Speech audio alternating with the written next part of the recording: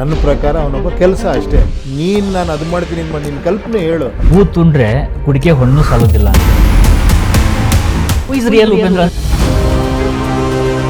ನಾನು ನೋಡಿದ್ದು ನಾನು ಕನಕಪುರ ರೋಡಲ್ಲಿ ಹೋಗಿ ಭಾಳ ವರ್ಷ ಆಗಿತ್ತು. ನಾನು ಅವಾಗ ಬಂದಾಗ ಇಲ್ಲಿ ಏನೂ ಇರಲಿಲ್ಲ, ನಾವಿಲ್ಲಿ ಶೂಟಿಂಗ್ ಮಾಡ್ತಾ ಇದ್ವಿ. ಈಗ ಫುಲ್ಲು ಅಮೇರಿಕಾ ಥರ ಬಿಲ್ಡಿಂಗ್ಗಳು ಬಂದುಬಿಟ್ಟಿದೆ ಅಂತ ಹೇಳಿದೆ. ಅಲ್ಲಿ ಇರೋದು ನಿಜ, ನೀವು ಹೋಗಿ ನೋಡಿದ್ರು ಅದೇ ಕಾಣಿಸುತ್ತೆ. ಈಗ ನಮ್ಮ ಹತ್ರ 5 ಆಪ್ಷನ್ಸ್ ಇದೆ. ಒಂದು ಕಡೆ ಮಾವಿನ ಹಣ್ಣಿದೆ, ಸೇಬು ಹಣ್ಣಿದೆ, ಇನ್ನೊಂದು ಕಡೆ ಬಾಳೆಹಣ್ಣಿದೆ. ಅವು 3ರಲ್ಲಿ ನನಗೆ ಯಾವ್ದು ಇಷ್ಟ ಅದು ನಾನು ತೊಗೋಬೋದು. ನನಗೆ 4ನೇ ಹಣ್ಣು ಯಾವ್ದು ಸಿಗುತ್ತೆ ಅಂತ ನಾನು ಯೋಚನೆ ಮಾಡ್ತಾ ಕೂತ್ಕೊಂಡ್ರೆ ನಾನು ಇವತ್ತು ಉಪವಾಸ ಕೂತ್ಕೋಬೇಕಾಗುತ್ತೆ. ತುಂಬ ಡೀಪಾಗಿ ಯೋಚನೆ ಮಾಡ್ತೀರಾ, ತುಂಬ ಸಂತೋಷ ಆಯಿತು. ನೀವೊಂದು ಸಿನಿಮಾನು ಕೂಡ ಅಷ್ಟು ಡೆಪ್ತಲ್ಲಿ ಹೋಗಿ ನೋಡ್ತೀರಾ. ಬಹುಮತ ಬಂದರೆ ಮುಖ್ಯಮಂತ್ರಿ ಉಪೇಂದ್ರ ಆಗ್ತಾರ. ಎವ್ರಿಥಿಂಗ್ ಈಸ್ ಕೊನೆಗೆ ಯದ್ಭಾವಂ ತದ್ಭವತಿ ಅಂತ. ಈ ಇಂಟರ್ವ್ಯೂನು ಕೂಡ ಭಾಳ ಡೆಪ್ತಲ್ಲಿ ಕೇಳಿದ್ರಿ. ವೀಕ್ಷಕರೇ ನಮಸ್ಕಾರ. ಪಾಸಿಟಿವ್ ಪಲ್ಸ್, ಗೆಲುವಿನತ್ತ ಪಯಣ, ಈ ವಿಶೇಷ ಕಾರ್ಯಕ್ರಮ ಇವತ್ತಿನಿಂದ ಶುರುವಾಗ್ತಾ ಇದೆ. ಈ ಕಾರ್ಯಕ್ರಮದ ಉದ್ದೇಶ ಸಾಧಕರ ಬದುಕನ್ನು ತೆರೆದಿಡ್ತಾ ಜನರಿಗೆ ಒಂದು ಇನ್ಸ್ಪೈರ್ ಮಾಡುವಂಥದ್ದು, ಸಾಧ್ಯವಾದಷ್ಟು ಪಾಸಿಟಿವಿಟಿಯನ್ನು ಬೆಳೆಸುವಂಥದ್ದು. ಈಗ ಇವತ್ತಿನ ಗೆಸ್ಟ್ ಬಗ್ಗೆ ಹೇಳೋದಾದರೆ, ಗೆಸ್ಟ್ಗಿಂತ ಹೇಳೋಕ್ಕಿಂತ ಮುಂಚಿತವಾಗಿ ಒಂದೊಂದೇ ಸಿನಿಮಾಗಳನ್ನು ನೆನಪು ಮಾಡ್ತಾ ಹೋದರೆ, ತರಲೆ ನನ್ನ ಮಗ, ಇದೇನು ಈ ಥರ ಕಾಮಿಡಿ ಇದೆಯಲ್ಲ ಅಂತ ನೋಡ್ತಾ ನೋಡ್ತಾ ಡೌರಿ ಕೇಸ್ ಬಗ್ಗೆ ಇವ್ರು ಮಾತನಾಡ್ತಾ ಇದ್ದಾರೆ. ಏನೋ ಅವ್ರು ಒಬ್ಬ ಸಮಾಜ ಸುಧಾರಕ ಆಗುವಂಥದ್ದು ಏನೋ ಲಕ್ಷಣಗಳಿರುವಂಥ ವ್ಯಕ್ತಿಯನ್ನು ಏನೋ ಡೈರೆಕ್ಟ್ ಮಾಡಿದ್ದಾರೆ ಅಂತ ಅನಿಸುತ್ತೆ. ನೋಡ್ತಾ ನೋಡ್ತಾ ಉಶ್ ಅಂತಾರೆ. ಏನಪ್ಪ ಈ ಉಶ್ ಅಂತ ಇದ್ದಾರೆ ಇವರು, ಏನು ಮಾತಾಡೋದೇ ಬೇಡವಾ ಅಂತಂದರೆ, ಅದನ್ನು ನಾವು ಎಕ್ಸ್ಪ್ಲೋರ್ ಮಾಡ್ತಾ ಹೋದರೆ ಅಲ್ಲಿ ಲಸ್ಟ್ ಇದೆ, ಲವ್ ಇದೆ, ಮತ್ತು ಗ್ರೀಡ್ ಇದೆ. ಮನುಷ್ಯನ ಬೇಸಿಕ್ ಇನ್ಸ್ಟಿಂಕ್ಟ್ಗಳಲ್ಲಿ ಪ್ರಮುಖವಾಗಿರ್ತಕ್ಕಂಥದ್ದು. ಅದನ್ನು ಎಕ್ಸ್ಪ್ಲೋರ್ ಮಾಡ್ತಾ ಹೋಗ್ತಾರೆ. ಓಂ ಅಂತ ಬರ್ತಾರೆ ಸಡನ್ನಾಗಿ, ಎಲ್ಲಿ ನೋಡಿದ್ರು ರಕ್ತ, ಏನಿದಿಷ್ಟು ರಕ್ತಪಾತ ಮಾಡ್ತಿದ್ದಾರೆ ಅಂದರೆ ಶಾಂತಿ ರಕ್ತ ಇಲ್ಲದೆ ಸಿಗೋದಿಲ್ಲ ಅಂತ ಹೇಳ್ತಾ ಹೋಗ್ತಾರೆ. ಅದೇ ಥರ ಮಧ್ಯದಲ್ಲಿ ಆಪರೇಷನ್ ಅಂತ ಬರುತ್ತೆ. ಒಂದು ಪೊಲಿಟಿಕಲ್ ಆಗಿ ಹೇಗೆ ಒಂದು ರೆವಲ್ಯೂಷನನ್ನು ತರಬೇಕು ಅನ್ನುವಂಥ ಪ್ರಯತ್ನದ ಬಗ್ಗೆ ಮಾತನಾಡ್ತಾ ಹೋಗ್ತಾರೆ. ಆಗ ಇವರು ಪೊಲಿಟಿಕಲ್ ರೆವಲ್ಯೂಷನ್ ಅಂತ ಅನಿಸ್ತಾ ಹೋಗುತ್ತೆ. ಅದಾದಮೇಲೆ ಬರುತ್ತೆ ನೋಡಿ ಎ ಅಂತ ಬರುತ್ತೆ, ಡುವಾಲಿಟಿ. ನಾವೆಲ್ಲ ನೋಡ್ತಾ ಇದ್ವಿ, ಅದ್ವೈತ ಅಥವಾ ದ್ವೈತದ ಬಗ್ಗೆ ನೋಡ್ತಾ ಇರ್ತೀವಿ. ಮನುಷ್ಯನಲ್ಲಿರ್ತಕ್ಕಂಥ ಗುಣಗಳನ್ನು ಎಕ್ಸ್ಪ್ಲೋರ್ ಮಾಡ್ತಾ ಪಾಸ್ಟ್, ಪ್ರೆಸೆನ್ಸ್ ಮತ್ತು ಫ್ಯೂಚರನ್ನು ಕನೆಕ್ಟ್ ಮಾಡ್ತಾ ಹೋಗುವಂಥದ್ದು. ಈ ವ್ಯಕ್ತಿ ಫಿಲಾಸಫರ್ ಏನಾದರೂ ಇರ್ಬೋದಾ, ಏನು ಈ ಥರ ಎಲ್ಲ ತಲೆ ಯೋಚನೆ ಮಾಡ್ತಿದ್ದಾರೆ ಬುದ್ಧಿವಂತರಿಗೆ ಅಂತ ಬಂದು ಪ್ರತಿಯೊಬ್ಬ ಮನುಷ್ಯನ ಹೃದಯವನ್ನು ಮುಟ್ತಾ ಇದ್ದಾರಲ್ಲ ಈ ವ್ಯಕ್ತಿ ಅಂತೇಳಿ ಅನ್ನಿಸ್ತಾ ಹೋಗುತ್ತೆ. ಉಪೇಂದ್ರ ಅನ್ನುವಂಥ ಸಿನಿಮಾ ಬರುತ್ತೆ.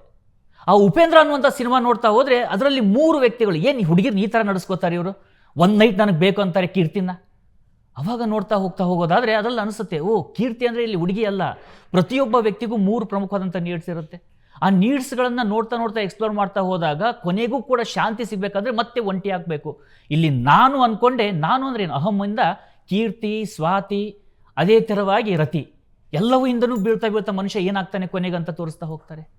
ಅದಾದಮೇಲೆ ಸೂಪರ್ ಅಂತ ಬಂದು ಇಡೀ ಒಂದು ಪೊಲಿಟಿಕಲ್ ಸಿನಾರಿಯೋನ ಹೇಗೆ ಚೇಂಜ್ ಮಾಡ್ಬೋದು ಅಂತ ತೋರಿಸ್ತಾ ಹೋಗ್ತಾರೆ. ಆಮೇಲೆ ನೀನು ಅಂತ ಬರ್ತಾರೆ, ನಾನು ನೀನು ಅಂತ ಬರ್ತಾರೆ. ಇವರನ್ನು ನೋಡ್ತಾರೆ. ಈ ಪರ್ಸೆಪ್ಷನ್ಸ್ಗಳಲ್ಲಿ ನಾವು ನೋಡ್ತಾ ಹೋದರೆ ಇವೆಲ್ಲವೂ ನಮಗೆ ಒಂದೊಂದು ಪರ್ಸೆಪ್ಷನ್ಸ್ ಕಾಣ್ತಾ ಹೋಗುತ್ತೆ. ಅದೇ ಥರವಾಗಿ ರಾಜಕೀಯ ವಿಚಾರಕ್ಕೆ ಬಂದಾಗಲೂ ಕೂಡ ಒಂದು ಕಡೆ ರಾಜಕೀಯ ಅಂತಾರೆ, ಇನ್ನೊಂದು ಕಡೆ ಸಮಾಜ ಸೇವೆ ಇರುತ್ತೆ, ಮತ್ತೊಂದು ಕಡೆ ಪ್ರಜಾಕೀಯ ಅಂತ ಹೊರಡ್ತಾರೆ. ಇವ್ರು ಯಾರಪ್ಪ ಇವರು? ಪರ್ಸೆಪ್ಷನಲ್ಲೇ ನಮಗೆ ಹೀಗೆ ಅನ್ನಿಸ್ತಾ ಇದೆ, ರಿಯಾಲಿಟಿಯಲ್ಲಿ ಏನಿದ್ದಾರೆ ಸರ್? ನಮ್ಮ ಪರ್ಸೆಪ್ಷನ್ ನಾನು ನಿಮಗೆ ಹೇಳಿದೆ, ರಿಯಾಲಿಟಿ ಏನು ಸರ್? ನೋಡಿ ಇಷ್ಟೇ.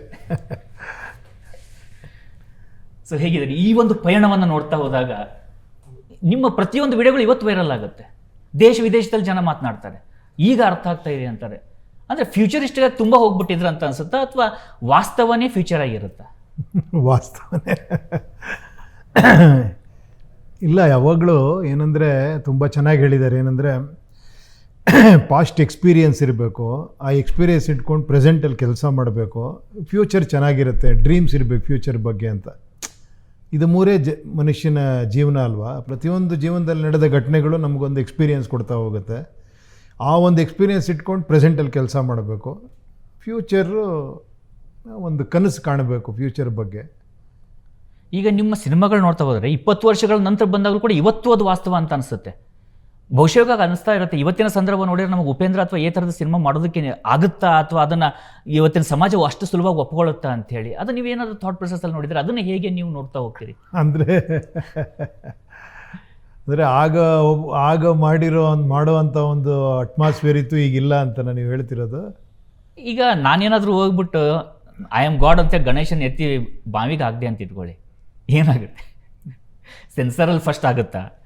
ಸಮಾಜಕ್ಕೆ ಬಂದಾಗ ಸಮಾಜ ಅದನ್ನು ಹೇಗೆ ಪರಿಗಣಿಸುತ್ತೆ? ಅಂದರೆ ಕನ್ನಡಿ ಹಿಡಿದಿದ್ದೀರಿ ನೀವು, ಕರಡಿ ಮೇಲೆ ಧೂಳಿದೆ ಅಂತಿದ್ದೀವಿ ಹೊರತು ಮುಖದ ಮೇಲೆ ಧೂಳು ಒರೆಸ್ಕೊಳ್ಳೋದಿಲ್ಲ. ಗಾಲಿ ಬೆಳೆದ್ರಂತಲ್ಲ ಹಾಗೆ. ಕರೆಕ್ಟ್.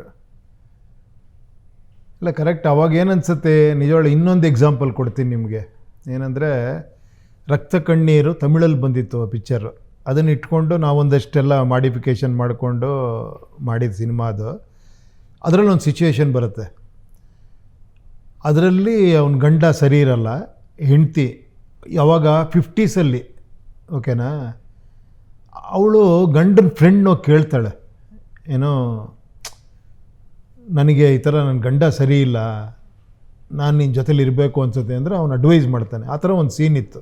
ನಾವು ಅದನ್ನು ಮಾಡಲಿಲ್ಲ ಆ ಟೈಮಲ್ಲಿ. ಅಯ್ಯೋ ಹೆಂಗೆ ಒಪ್ಕೊತಾರೆ ಇವಾಗ ಅಂತ. ಅಂದರೆ ಆ ಕಾಲಕ್ಕೆ ಅದನ್ನು ಮಾಡಿದ ಲೆಕ್ಕ ಹಾಕ್ಕೊಳ್ಳಿ. ಅವಾಗ ಎಷ್ಟು ಲಿಬರಲ್ ಆಗಿತ್ತು ಸೊಸೈಟಿ ಅಲ್ವಾ. ಬರ್ತಾ ಬರ್ತಾ ನಾವೆಲ್ಲ ಹೋಗ್ತೀವಿ, ನಮ್ಮನ್ನು ನಾವೇ ಪ್ರಶ್ನೆ ಮಾಡ್ಕೊಬೇಕು. ಪ್ರತಿಯೊಂದನ್ನು ಕೂಡ ಬದಲಾವಣೆಗೆ ಒಬ್ಕೊಳ್ಳೋಕ್ಕಿಂತ ಹೆಚ್ಚಾಗಿ ಹಳೇದೇ ಬೇಕು ಅನ್ನೋ ಥರದ್ದು, ಅಥವಾ ಅವ್ನಿಗೆ ಹೇಳದೆ ನನಗೆ ಯಾಕೆ ಹೇಳ್ತಿಲ್ಲ, ನನಗೆ ಹೇಳ್ತಾ ಇದೆಯಾ ಅವ್ನಿಗೆ ಯಾಕೆ ಹೇಳ್ತಿಲ್ಲ ಅನ್ನುವಂಥ ಮಾನಸಿಕತೆಯ ಅಂತ. ಅದೆಲ್ಲ ಅವ್ರನ್ನವ್ರು ಕ್ವಶನ್ ಮಾಡ್ಕೊಬೇಕಷ್ಟೇ. ಇದು ಇನ್ನೊಬ್ಬರಿಗೆ ಹೇಳೋದಕ್ಕಿಂತ ನಾನು ಕ್ವಶನ್ ಮಾಡ್ಕೊಬೇಕು. ನಾನು ಇನ್ನೊಂದು ಸಿನಿಮಾ ಮಾಡಬೇಕು ಅಂದರೆ ಏನರ ಬಗ್ಗೆ ಮಾಡಲಿ, ಯಾವ ಥರ ಮಾಡಲಿ ಅಂತ ನಾನು ಕ್ವಶನ್ ಮಾಡ್ಕೊತೀನಿ. ಸೊ ಆ ಥರ ಅದು. ನೀವು UAಯಲ್ಲಿ ನೋಡ್ತಾ ಇದ್ದಾಗ ಒಂದು ಕಡೆ ತೋರಿಸ್ತಾ ಹೋಗ್ತೀರಿ, ಹೇಗೆ ಆಳುವಂಥವರು ಗಮನವನ್ನು ತಪ್ಪಿಸ್ತಾ ಹೋಗ್ತಾರೆ, ಮೊಬೈಲನ್ನು ಹೇಗೆ ಕೊಡ್ತಾರೆ, ಡಾಟಾಗಳು ಕಡಿಮೆ ಆಗ್ತಾ ಹೋಗುತ್ತೆ. ಇಲ್ಲಿ ನಾವು ಅದನ್ನೇ ನಾನು ಹೇಳ್ತಾ ಇರೋದು, ಪರ್ಸೆಪ್ಷನ್ ಆ್ಯಂಡ್ ರಿಯಾಲಿಟಿ. ನಿಮ್ಮನ್ನು ಒಂದೊಂದು ಸಿನಿಮಾದಲ್ಲೂ ಒಂದೊಂದು ಪರ್ಸೆಪ್ಷನಲ್ಲಿ ನೀವು ನಮಗೆ ಒಂದೊಂದು ಥರ ಕಾಣಿಸ್ತಾ ಹೋಗ್ತೀರ. ಅದನ್ನು ನೋಡ್ತಾ ಇದ್ದಾಗ ಹಾಗಿದ್ರೆ ಅಭಿವೃದ್ಧಿ ಅನ್ನುವಂಥದ್ದು ಬೇಡವಾ? ಅಭಿವೃದ್ಧಿ ಆಗೋದಾದರೆ ಅದನ್ನು ಸರಿಯಾಗಿ ಬಳಕೆ ಮಾಡ್ಕೊಳ್ಳೋದಕ್ಕೆ ನಾವು ಸಿದ್ಧರಾಗಿಲ್ವಾ ಅಂತ. ಅಲ್ಲ, ಎಗೈನ್ ಅದೇ ನಮ್ಮ ಮೇಲೆ ಡಿಪೆಂಡ್ ಆಗುತ್ತೆ. ಅದು ನನಗೆ ಬೇಕಾ ಬೇಡವಾ, ನಾನು ಹೆಂಗೆ ಸಿದ್ಧತೆ ಮಾಡ್ಕೊಬೇಕು. ಸೊ ಇದ್ರ ಮೇಲೆ ಡಿಪೆಂಡ್ ಆಗುತ್ತಲ್ವ ಎಲ್ಲ. ಎವ್ರಿಥಿಂಗ್ ಈಸ್ ಕೊನೆಗೆ ಯದ್ಭಾವಂ ತದ್ಭವತಿ ಅಂತ. ಆ ಯದ್ಭಾವಂ ತದ್ಭವತಿ ನಿಜಕ್ಕೂ ಖಂಡಿತವಾಗಿ ಹೇಗೆ ಭಾವ ಇರುತ್ತೆ ಹಾಗೆ ಕಾಣಿಸ್ತಾ ಹೋಗುತ್ತೆ ಅನ್ನೋವಂಥದ್ದು. ಆದರೆ ಹಾಗೆ ಭಾವದಲ್ಲೇ ಕಲಬೆರಕೆ ಆಗ್ತಾ ಹೋಗೋದಾದರೆ ನಿಜವಾದ ಭಾವನ ಹೇಗೆ ಹುಡುಕುವಂಥದ್ದು? ಕಲಬೆರಕೆನೇ ಭಾವ ಆದರೆ ಏನು ಮಾಡ್ತೀರಾ? ಸೊ ನಿಮ್ಮ ಮತ್ತೆ ನನ್ನ ಮೂವಿಯಿಂದನೇ ನಿಮ್ಮನ್ನು ನಾನು ಪರ್ಸೆಪ್ಷನ್, ಅದಕ್ಕೆ ನಾನು ಹೇಳ್ತಾ ಇರೋದು perception and reality. Who is real Upendra ಅಂತ ನಮಗೆ ಇನ್ನೂ ಕನ್ಫ್ಯೂಷನ್ ಆಗ್ತಾ ಇದೆ ಅಂತ. ಒಂದೊಂದು ಸಿನಿಮಾದಲ್ಲಿ ಈಗ ನೀವು ಡೌರಿ ವಿರುದ್ಧ ಅವತ್ತೇ ಮಾತನಾಡಿದ್ರಿ, ಸಿನಿಮಾ ಗೆದ್ದಿದ್ದು ನಿಜ, ತರಲೆ ನನ್ನ ಮಗದಲ್ಲಿ. ಆದರೆ ಆ ಥರ ಒಂದು ಕಾಮಿಡಿ ಅಂತ ಒಂದು ಸಬ್ಜೆಕ್ಟನ್ನು ತೊಗೋಬೇಕಂತ ಅವತ್ತೇ ಹೇಗೆ ಅನ್ನಿಸ್ತು ನಿಮಗೆ ಅಂತ? ಯಾಕೆ ನಾರ್ಮಲಾಗಿ ನೀವು ಸಿನಿಮಾ ಮಾಡ್ಬೋದಿತ್ತಲ್ಲ? ಇಲ್ಲಪ್ಪ, ನಾವು ಅದು ಅನ್ಕೊಂಡು ಮಾಡಿಲ್ಲ. ನಾನು ನಾರ್ಮಲ್ ಸಿನಿಮಾ ಅಂದ್ಕೊಂಡೇ ಮಾಡಿದ್ದು. ಏನೋ ಒಂದು ಲೈನ್ ಕಾಡ್ತಾ ಇತ್ತು, ಅದನ್ನು ಆ ಟೈಮಲ್ಲಿ ಇದ್ದಿದ್ದಂಥ ಬಡ್ಜೆಟ್ಟು, ನಂಗೆ ಲಿಮಿಟೇಷನ್ನು, ಅದರಲ್ಲಿ ನಾನು ಫಸ್ಟ್ ಟೈಮ್ ಡೈರೆಕ್ಷನ್ ಮಾಡಬೇಕಾರಿದ್ದಂಥ ಒಂದಿದ್ದು, ಅದನ್ನು ಇಟ್ಕೊಂಡೇ ಸಿನಿಮಾ ಮಾಡಿದ್ದಷ್ಟೇ. ನನ್ನ ಲಿಮಿಟ್ಸಲ್ಲಿ ನಾನು ಮಾಡಿದೆ. ಸ್ವಲ್ಪ ಇನ್ನೂ ಬೆಟ್ರಾಗಿ ಒಬ್ಬ ಪ್ರೊಡ್ಯೂಸರ್ ಸಿಕ್ಕಿದ್ರು, ಆಮೇಲೆ ಅಂತ ಮಾಡಿದೆ. ಅದಕ್ಕಿನ್ನೂ ಒಂದು ದೊಡ್ಡ ಪ್ರೊಡಕ್ಷನ್ನು ಓಮ್ ಅಂತ ಮಾಡಿದೆ. ಆದಮೇಲೆ ಇನ್ಯಾರೋ ಬಂದರು ಅಂತ ಮಾಡಿದೆ. ಆ ಥರ ಆ ಸಂದರ್ಭಕ್ಕೆ ಆ ಟೈಮಲ್ಲಿ ನನ್ನ ಮನೋಭಾವ ಹೇಗಿತ್ತು, ಆ ಟೈಮಲ್ಲಿ ಏನು ಹೇಳಬೇಕು ಅಂದ್ಕೊಂಡಿದ್ದು ಅದನ್ನು ಹೇಳ್ತಾ ಹೋದೆ ಅಷ್ಟೇ. ಎಷ್ಟು ಸುಲಭವಾಗಿ ಹೇಳ್ಬಿಡ್ತೀರಲ್ಲ. ಒಂದು ಸಕ್ಸಸ್ ಆಗಿ ಸಕ್ಸಸ್ ಫಾರ್ಮುಲಾನ ಪಾಲಿಸುವಂಥದ್ದು ಪ್ರತಿಯೊಂದು ಸಿನಿಮಾ ಇಂಡಸ್ಟ್ರಿಯಲ್ಲಿ ನೋಡ್ತೀವಿ. ನೀವು ಸಕ್ಸಸ್ ಫಾರ್ಮುಲಾ ಪಾಲಿಸೋದಿಲ್ಲ, ನಿಮ್ಮದೇ ಒಂದು ಫಾರ್ಮುಲಾ ಔಟ್ ಹಾಕೋತೀರ. ಅಲ್ಲ, ಅದೇನೋ ಗೊತ್ತಿಲ್ಲ, ಏನು ನಂದೇನು ದೊಡ್ಡತನ ಚಿಕ್ಕತನ ಅನ್ನೋದಕ್ಕಿಂತ ಆ ಟೈಮು, ಆ ಇದು. ಈಗ ಇವಾಗ ನೋಡಿ ಯಾವ ಥರ ಆಯಿತು ಅಂದರೆ, ತರಲೆ ನನ್ನ ಮಗ ಒಂದು ಚಿಕ್ಕ ಬಡ್ಜೆಟಲ್ಲಿ ಸಿನಿಮಾ ಮಾಡೋ ಥರ ಬಂತು. ಜಗ್ಗೇಶ್ ಅವ್ರ ಹೀರೋ. ಆ ಟೈಮಲ್ಲಿ ಅವ್ರು ಇನ್ನೂ ಹೀರೋ ಆಗಿರಲಿಲ್ಲ. ಅವ್ರಿಗೆ ಆದಂಥ ಒಂದು ಕ್ರೇಜ್ ಇತ್ತು, ಅಭಿಮಾನಿ ಬಳಗ ಇತ್ತು. ಅವ್ರ ಇಮೇಜ್ಗೆ ಪ್ಲಸ್ ಅದೇ ಥರ ಕಾಮಿಡಿ ಗಿಮಿಡಿ ಮಾಡಿ ಅದರಲ್ಲಿ ಏನೋ ಒಂದು ವಿಷಯ ಹೇಳಬೇಕು ಅಂತ ಹೇಳಿದ್ದು. ಅಂತ ಬಂದಾಗ ಹೊಸ ಹೀರೋ, ಹೊಸ ಪ್ರೊಡ್ಯೂಸರು. ಏನು ಇವಾಗ ರೆಗ್ಯುಲರ್ ಟೈಟ್ಲ್ ಇಡಬಾರ್ದು, ನನ್ನ ಮೈನಸ್ಸೇ ನಂಗೆ ಪ್ಲಸ್ ಆಗಿರ್ಬೋದು, ಯಾಕಂದರೆ ದೊಡ್ಡ ಪ್ರೊಡ್ಯೂಸರ್ ಇಲ್ಲ. ಹಿಂಗೆ ಬೇರೆ ಥರ ಎಳಿಬೇಕು, ಈ ಟೈಟ್ಲಲ್ಲಿ ಬೇರೆ ಥರ ಎಳಿಬೇಕು, ರಹಸ್ಯ ಮನೆ, ರಹಸ್ಯ ಎಸ್ಟೇಟ್, ಈ ಥರ ಏನೋ ಇಟ್ಟರೆ ರೆಗ್ಯುಲರ್ ಆಗುತ್ತೆ. ಅಂತ ಹೆಂಗಿರುತ್ತೆ ಅಂತ. ಪ್ರೊನೌನ್ಸಿಯೇಷನ್ ಕಷ್ಟ. ಅದೇ ಪ್ಲಸ್ಸಲ್ಲಿ ಆ್ಯಕ್ಚುಲಿ ಹೆಂಗೆ ಹೇಳ್ತಾರೆ, ಶೂ ಅನ್ನೋರು, ಕೆಲವರು ಅನ್ನೋರು, ಅದೇನು ಅಂತ. ಆ ಥರ ಒಂದು ಟೈಟ್ಲಲ್ಲಿ ಒಂದು ಬೇರೆ ಥರ ವಿಭಿನ್ನವಾಗಿ ಏನಾರ ಟ್ರೈ ಮಾಡೋಣ ಅಂತ. ಅದಾದ್ರ ಮೇಲೆ ಗೊತ್ತಿಲ್ಲದೆ ಓಮ್ ಅನ್ನೋದು ಏನು ಹೇಳಿ, ಏನೋ ಸಡನ್ನಾಗಿ ಅನ್ನಿಸ್ತು ಅಷ್ಟೇ, ಓಮ್ ಹೆಂಗಿರುತ್ತೆ ಈ ಪಿಕ್ಚರ್ಗೆ ಅಂತ. ಯಾಕಂದರೆ ಅವನೊಬ್ಬ ಆ ಥರ ಅರ್ಚಕ, ಆ ಥರ ರೌಡಿಸಮ್ಗೆ ಇಳಿಯೋ ಅಂಥ ಪರಿಸ್ಥಿತಿ ಬರುತ್ತೆ. ಸೊ ಅದಕ್ಕೆ ಆ ಥರ ಟೈಟ್ಲು, ಅದು ಆ ಟೈಮ್ ಮಾಡಿಸ್ಕೊಂಡೋಯ್ತು ಅಂತಲೇ ಹೇಳ್ಬೇಕು, ನಾವು ಮಾಡಿದ್ವಿ ಅನ್ನೋದಕ್ಕಿಂತ. ಅಲ್ಲಿ ಬಟ್ ನೀವು ಸಿನಿಮಾ ನೋಡ್ತಾ ಇದ್ರು ಕೂಡ ಮೇಲ್ನೋಟಕ್ಕೆ ಅದೊಂದು ಹಾರರ್ ಸಿನಿಮಾ ಅನಿಸುತ್ತೆ. ಆದರೆ ಇಡೀ ಸಿನಿಮಾ ನೋಡ್ತಾ ಹೋದಾಗ ಕ್ಲೈಮ್ಯಾಕ್ಸಲ್ಲಿ ಬಂದಾಗ ಒಬ್ಬ ಸುಟ್ಟಿರುವಂಥ ವ್ಯಕ್ತಿ ಗ್ರೀಡ್ಗೋಸ್ಕರ ಆಗಿರುವಂಥದ್ದು ಒಂದು ಅನಾಹುತ ಕಾಣಿಸುತ್ತೆ. ಆ ಪೂಜಾರಿ ಮತ್ತು ಆ ಎಸ್ಟೇಟ್ ಓನರ್ ಹೆಂಡ್ತಿದ್ದು ಆ ಒಂದು ಲಸ್ಟ್ ಕಾಣಿಸುತ್ತೆ. ಇಲ್ಲಿ ಹೀರೋ ಹೀರೋಯಿನ್ ಒಂದು ಲವ್ ಕಾಣಿಸುತ್ತೆ. ಅದರಲ್ಲೂ ಕೂಡ ನೀವು ದೂರದಲ್ಲೇ ನಿಂತ್ಕೊಂಡು ಒಂದು ಪ್ರಣಯದ ಬಗ್ಗೆ ಒಂದು ವ್ಯಾಖ್ಯಾನನೇ ಹಾಡಲ್ಲಿ ಬರುತ್ತೆ. ಇಂಥ ಒಂದು ಸಬ್ಜೆಕ್ಟ್ಗಳನ್ನ ಮುಟ್ಟುವಂಥದ್ದು ಇದೆಯಲ್ಲ, ಮುಟ್ಟಿ ದಕ್ಕಿಸ್ಕೊಳ್ಳುವಂಥದ್ದು ಇದೆಯಲ್ಲ, ನೀವು ರೈಟ್ರ್ ಅನ್ಸುತ್ತೆ, ಅದಕ್ಕೆ ತುಂಬ ಅವಲೋಕನ ಮಾಡಿ ಅದಕ್ಕೊಂದು ವಿಭಿನ್ನವಾಗಿ ನೀವು ನೋಡ್ತಾ ಇದ್ದೀರಾ ಅದನ್ನು. ಎಗೈನ್ ಯದ್ಭಾವಂ ತದ್ಭವತಿ. ಇಲ್ಲ, ಇರೋದು ನಿಜ ಅಲ್ವಾ ಸರ್? ಈಗ ನೀವು ಅದನ್ನು ನೋಡ್ತಾ ಇದ್ದೀರಿ, ಆ ಸಬ್ಜೆಕ್ಟನ್ನು ನೀವು ಅಲ್ಲಿ ಮುಟ್ಟಿ, ಅದಕ್ಕೆ ಹೇಳ್ತಾರೆ ನೀವು ಮನಸ್ಸಿನ ಒಂದೊಂದು ಪದರಗಳನ್ನು ಒಂದೊಂದು ಸಿನಿಮಾದಲ್ಲಿ ಮುಟ್ತಾ ಹೋಗ್ತೀರಿ. ಓ, ಆ ಥರ ಏನು ನಾನೇನು ಹಾಗೆಲ್ಲ ಯೋಚನೆ ಮಾಡಿಲ್ಲ. ಅದು ಆ್ಯಕ್ಚುಲಿ ಏನೋ ಆ ಸಂದರ್ಭ ಮಾಡಿಸ್ಕೊಂಡು ಹೋಯ್ತಷ್ಟೇ. ಇದನ್ನು ನೀವು ಇವಾಗ ಹೊಗಳ್ತಾ ಇದ್ರೆ ನಮಗೆ ಖುಷಿ ಆಗುತ್ತೆ ಅಷ್ಟೇ. ನೋಡಿ, ಈಗ ನೀವು ಕೀರ್ತಿನೂ ಇದೆ, ದೊಡ್ಡ ಜವಾಬ್ದಾರಿಯಲ್ಲಿ ಇದ್ದೀರಾ, ನಿಮಗೆ ಎಲ್ಲವನ್ನೂ ಇರುವಂಥ ಇವತ್ತಿನ ಸಂದರ್ಭದಲ್ಲಿ ನಿಂತು ನೋಡ್ತಾ ಇದ್ದಾಗ ನಿಮ್ಮ ಪ್ರಕಾರ ಕೀರ್ತಿ ಅಂದ್ರೆ ಏನು, ಆಮೇಲೆ ರತಿ ಅಂದ್ರೆ ಏನು, ಅದೇ ರೀತಿಯಾಗಿ ಸ್ವಾತಿ ಅಂದ್ರೆ ಏನು? ಅದೇ ಅದು ಆ ಪಿಕ್ಚರಲ್ಲಿ ಹೇಳಿದ್ದೀನಲ್ಲ, ಒಂದು ಜವಾಬ್ದಾರಿ ಇರುತ್ತೆ, ಒಂದು ನಮ್ಮದೇ ಆದ ಅಲ್ಲ, ಪರ್ಸನಲ್. ನಿಮ್ಗೆ ಅದೆಲ್ಲ ಸಿಕ್ಕಿದೆ. ಅದು ಸಿಕ್ಕ ಮೇಲೆ ಕ್ಲೈಮ್ಯಾಕ್ಸ್ ಬರ್ಬೇಕಲ್ವ? ನೀವು ಸಿನಿಮಾದ ಬಿಗಿನಿಂಗಲ್ಲಿ ಹೇಳ್ತೀರಿ, ಕ್ಲೈಮ್ಯಾಕ್ಸಲ್ಲಿ ಕೊನೆಗೆ ಮತ್ತೆ ಒಬ್ಬನೇ ಆಗಿ ಹೋಗೋದಿಲ್ವ ನಾನು? ಈಗ ನಿಮಗೆ ಹೇಗೆ ಅನಿಸುತ್ತೆ? ಅಲ್ಲ, ಅದನ್ನು ದೊಡ್ಡವರೇ ಹೇಳ್ಬಿಟ್ಟಿದ್ದಾರೆ ನೋಡಿ. ಫಸ್ಟು ಕಲಿ ಕಲಿ ಕಲಿ ಅಂತಾರೆ, ಆಮೇಲೆ ಮರಿ ಮರಿ ಮರಿ ಅಂತಾರೆ.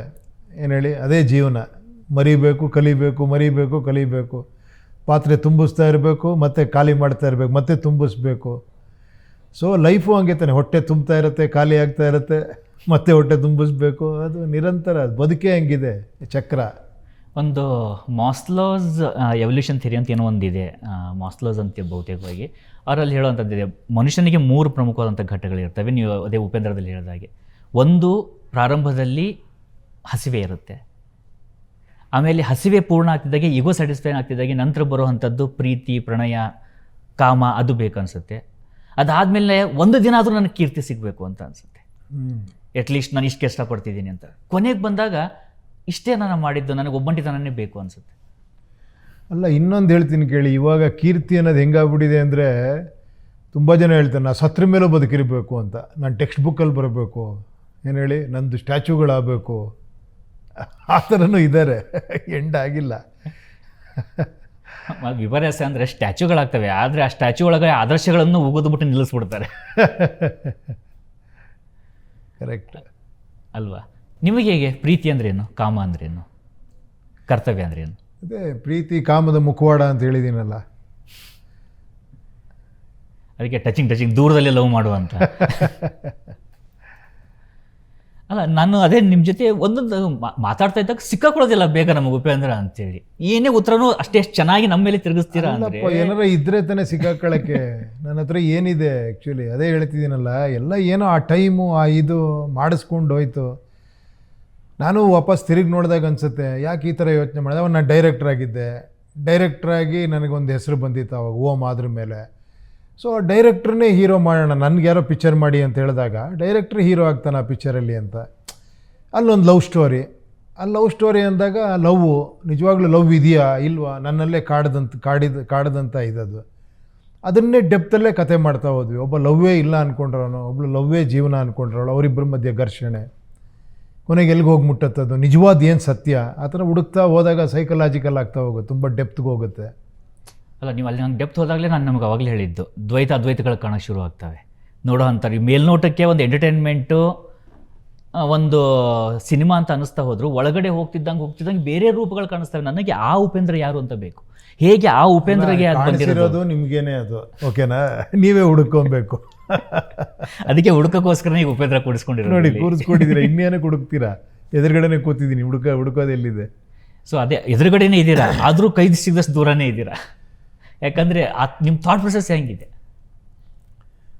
ಅದು ನಂದಾಗಿದ್ದರೆ ಕೈಗೆ ಸಿಗಾಕೊಂತಿದ್ದೆ, ನಂದಲ್ವಲ್ಲ ಅದು. ಮತ್ತೆ ಯಾರ್ದು ಗೊತ್ತಿಲ್ಲ. ಅದೇ ಹೇಳದ್ನಲ್ಲ, ಅದೆಲ್ಲ ನಾವು ಅನ್ಕೊತೀವೆಲ್ಲ, ನಾನು ಮಾಡಿದೆ ಅಂತ. ಅಲ್ಲ, ಅದು ಆ್ಯಕ್ಚುಲಿ ಆ ಟೈಮು, ಆ ಸಂದರ್ಭ, ಆ ಸಿಚುಯೇಷನ್ನು, ಅಲ್ಲಿ ನಾವು ಏನೋ ಆಗಿರೋವಂಥ ತೊಳಲಾಟಗಳು ಎಲ್ಲವೂ ಸೇರಿ ಒಂದೇನೋ ಮಾಡಿಸಿರುತ್ತೆ. ಪ್ರೀತಿ ಪ್ರೇಮ ಪುಸ್ತಕದ ಬದನೆಕಾಯಿ ಅಂತ ಈಗಲೂ ಹೇಳ್ತೀರಾ?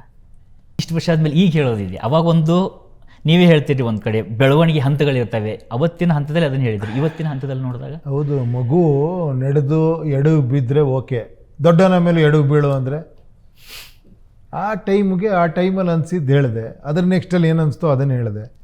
ಬಟ್ ಎಲ್ಲ ನನಗೇನು ಅನಿಸ್ತೋ ಅದನ್ನು ಫಿಲ್ಟ್ರ್ ಇಲ್ಲದೆ ಹೇಳಿದ್ದೀನಿ ನನಗಷ್ಟೇ. ನಾನು ಅದ್ರ ಬಗ್ಗೆ ಥಿಂಕ್ ಮಾಡಿಲ್ಲ. ಇದು ಕರೆಕ್ಟ್ ಅನ್ನಿಸ್ತು ಆ ಟೈಮಲ್ಲಿ ಅದು ಹೇಳಿದೆ, ಇದು ಕರೆಕ್ಟ್ ಅನ್ನಿಸ್ತು ಆ ಟೈಮಲ್ಲಿ. ಅಂದರೆ ಅದು ಕರೆಕ್ಟ್ ಅನ್ಸೋಕ್ಕೆ ಮುಂಚೆ ತುಂಬ ಏನು ಹೇಳಿ ಥಾಟ್ ಪ್ರೋಸೆಸ್ ಆಗಿರುತ್ತಲ್ಲಿ.